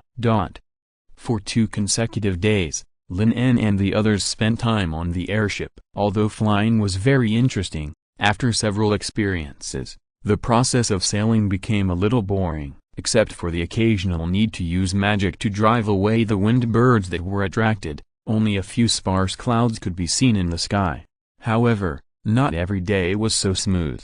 Just when the voyage was halfway, a large piece of thick dark clouds covered the distant sky, and the wind was howling. There were faint raindrops blowing into the cockpit along the storm. "This is a sign of a storm," Philip said with a serious expression. "They are now thousands of meters high in the sky. If they are hit by thunder and the airship falls, it is no joke." "Lydia, let's find a place to stop nearby first. When the storm is over, we will set off again," Philip suggested carefully. However, Lin En on the side interrupted. "No, just raise the airship, before the storm comes. Let's fly above the clouds." "Lydia, flying upwards?" Philip was stunned. "Isn't this just diving into the storm and thunder?" Before he could stop her, Lydia had already started to operate, pressing her hand on the modified alchemy table. After the magic stones stored inside were transformed by the alchemy array, a large amount of magic helium was generated and transported to the auxiliary airbags through pipes. "Charge!" Lydia shouted excitedly, like a knight in armor charging into battle, driving the airship straight into the dark clouds.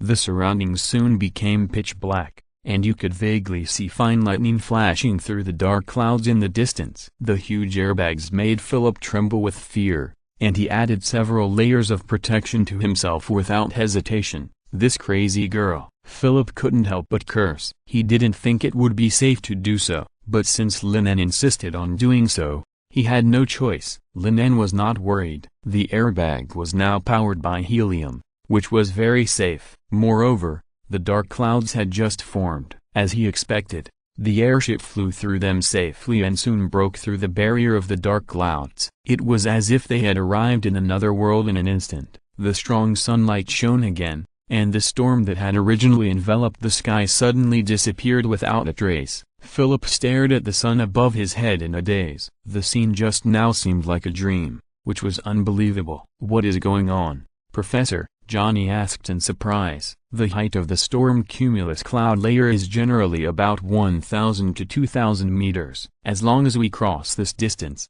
it will be fine. However, to be on the safe side, it is better to fly higher to avoid being struck by lightning," Lin En explained with a smile. Everyone present was a little surprised. It was actually possible. It was the first time for them to know that running above the clouds could avoid the storm. Lydia pulled the control lever to climb up to an altitude of more than 3,000 meters, and then left the control of the airship to Darren and others. She curiously stepped on the chair and lay on the corner of the airship to look down. Her 2 feet kept shaking, making people worry that she would fall down. Under their feet, a storm had formed. Thunder kept exploding, and thick lightning swept across, as if to tear the entire dark cloud into pieces. "Is this lightning?" Lydia's eyes lit up, and her face showed a look of longing, as if she was extremely interested in this destructive scene. Pierce and other wizard apprentices were no exception. They didn't expect that one day they would run above the clouds and stare at the scene of lightning passing through the clouds. "It felt incomparably wonderful." "Professor Lin, was the magic you used in the Corona Tower also related to thunder?" Philip suddenly remembered this. The magic called electromagnetic railgun that Lin En used almost deafened his ears. In terms of speed and destructive power, it was the strongest magic Philip had ever seen. It seemed to be driven by the power of thunder. In Greenreal, although many wizards wanted to master this terrifying power of heavenly punishment, the power of thunder was very violent and fast, and it was very difficult to control, so it has not formed a separate school system so far. "Yes, this is an application of the electromagnetic field." Lin En nodded, then looked at Philip and others, and said with a smile, "In fact, thunder and lightning are not rare things. We all have them." Chapter 200. If you don't understand math, physics and chemistry. Life is full of magic. Lin En's words surprised Philip and others. They also have electricity? Does it exist in me? Lydia asked curiously, holding her hand high. Of course, that's why we can run and jump, to be precise. Lightning exists in all elements. Lin En nodded, picked up a thin piece of paper, tore it into countless small pieces, scattered it on the table, and then picked up a glass ball and rubbed it hard on his palm for more than 10 times, and then leaned it against the broken pieces of paper. In the surprised eyes of everyone, the broken pieces of paper trembled slightly, then flew up and were absorbed by the glass ball. Seeing this magical scene, Lydia was the most surprised. She even doubted whether this was the effect of magic. Lin En shook his head and said with a smile, "This is friction electrification. You can also try it. The effect of using glass is very good." Hearing this, Lydia immediately picked up a glass rod and imitated Lin En's previous appearance, rubbing it with her palm for dozens of times, and all the small pieces of paper were absorbed. "Uncle Darren,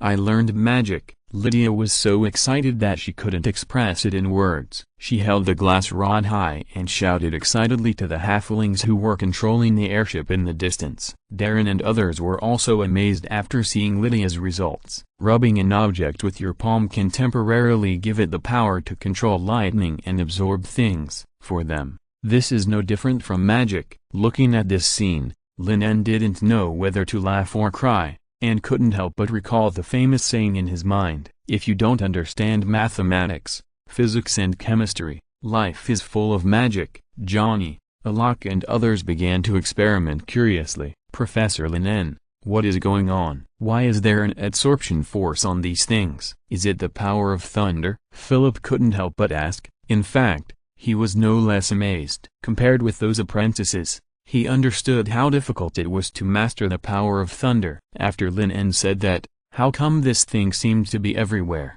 Even ordinary people like Lydia who didn't know magic could use its power. The principle is actually very simple. When two objects rub against each other, because the ability of the nuclei of different objects to bind the electrons outside the nucleus is different, one of the objects must lose some electrons, so that the other object can get extra electrons. That is to say, the essence of frictional electricity is the transfer of charge. Lin En said it as concisely as possible. However, everyone present was confused. What is this nucleus? What is the electron outside the nucleus? Philip was also confused, and he shouldn't have asked. "Lord Lin En, can everyone master this kind of power? Can halflings also?" Darren asked very eagerly.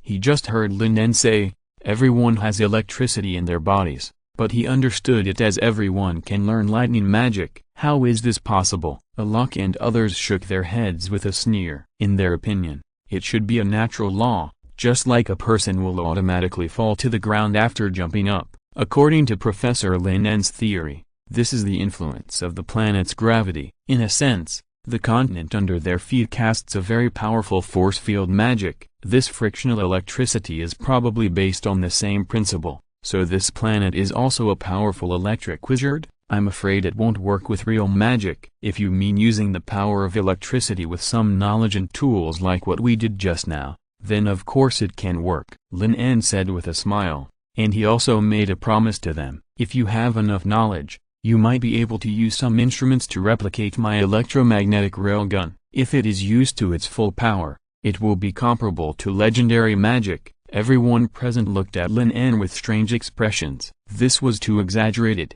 Lydia even suspected that the professor was fooling them. Legendary magic. She didn't even dare to think about it. Lin En didn't explain too much, but turned the glass ball in his hand and turned on the magic sensor, but he couldn't detect the existence of electric charge at all. Thinking about it carefully, this is normal. That thing is much smaller than an atom and belongs to a microscopic particle. If it was really that easy, wizards would have already pointed out electromagnetic magic. However, the technology of electricity can be pointed out first, and then slowly studied for its application in magic. Lin En thought to himself that the lost mist on the sea had lost its original effect, which meant that they would face threats from the Holy See at all times. The specific time was uncertain. It could be 2 or 3 months, or it could be half a year. depending on how long the deterrent power brought by the Sea of Mist could last. If the Holy See took the initiative to send people to investigate, or even worse, if a merchant ship mistakenly entered the Sea of Mist, it would be exposed immediately. As an important port and gateway to the land of wizards, the port of Iata would definitely be the focus of attack. So we had to prepare early. Compared with training more wizards, the power of science and technology was obviously the only way to improve combat readiness and cope with large-scale wars in the short term. Although magic was magical, a former wizard needed to go through layers of selection and several or even more than 10 years of training. Even with protective magic, he might not be able to survive a few rounds of artillery fire. It was too much of a loss to use them as cannon fodder on the battlefield. They were more suitable as researchers. Only great wizards and cardinals can ignore the threat of artillery, and even affect the outcome of a war to a certain extent. For these humanoid missiles, perhaps electromagnetic guns can be used to deal with them. Gunpowder granulation, internal combustion engine, electromagnetic technology. Lin En thought about it and found that there were too many key technologies. As for those more advanced technologies, Lin En didn't consider it at all, because that required the establishment of a complete industrial system before it could be produced. And rubber, this thing is very important, but there is no magic in the wizard land. I can only think about whether magic can be used to solve the problem of materials science, and then use alchemy to replace some of the complicated work. The most important thing is the education problem. Workers who are familiar with and master certain knowledge are the basis for building an industrial system. But his time is obviously not enough, and it takes too long to teach from scratch. The only way is to call back all the wizard apprentices and even former wizards who have graduated for re-education. P.S. Thank you for your rewards, subscriptions and voting support. 3 updates today, and more updates tomorrow. End of this chapter. Thank you very much for reaching the end. Don't forget to like. Looking for more exclusive content and immediate access? Subscribe to our Patreon. Remember, every like, subscription, or donation encourages us to continue. Thanks to everyone. See you in the next video.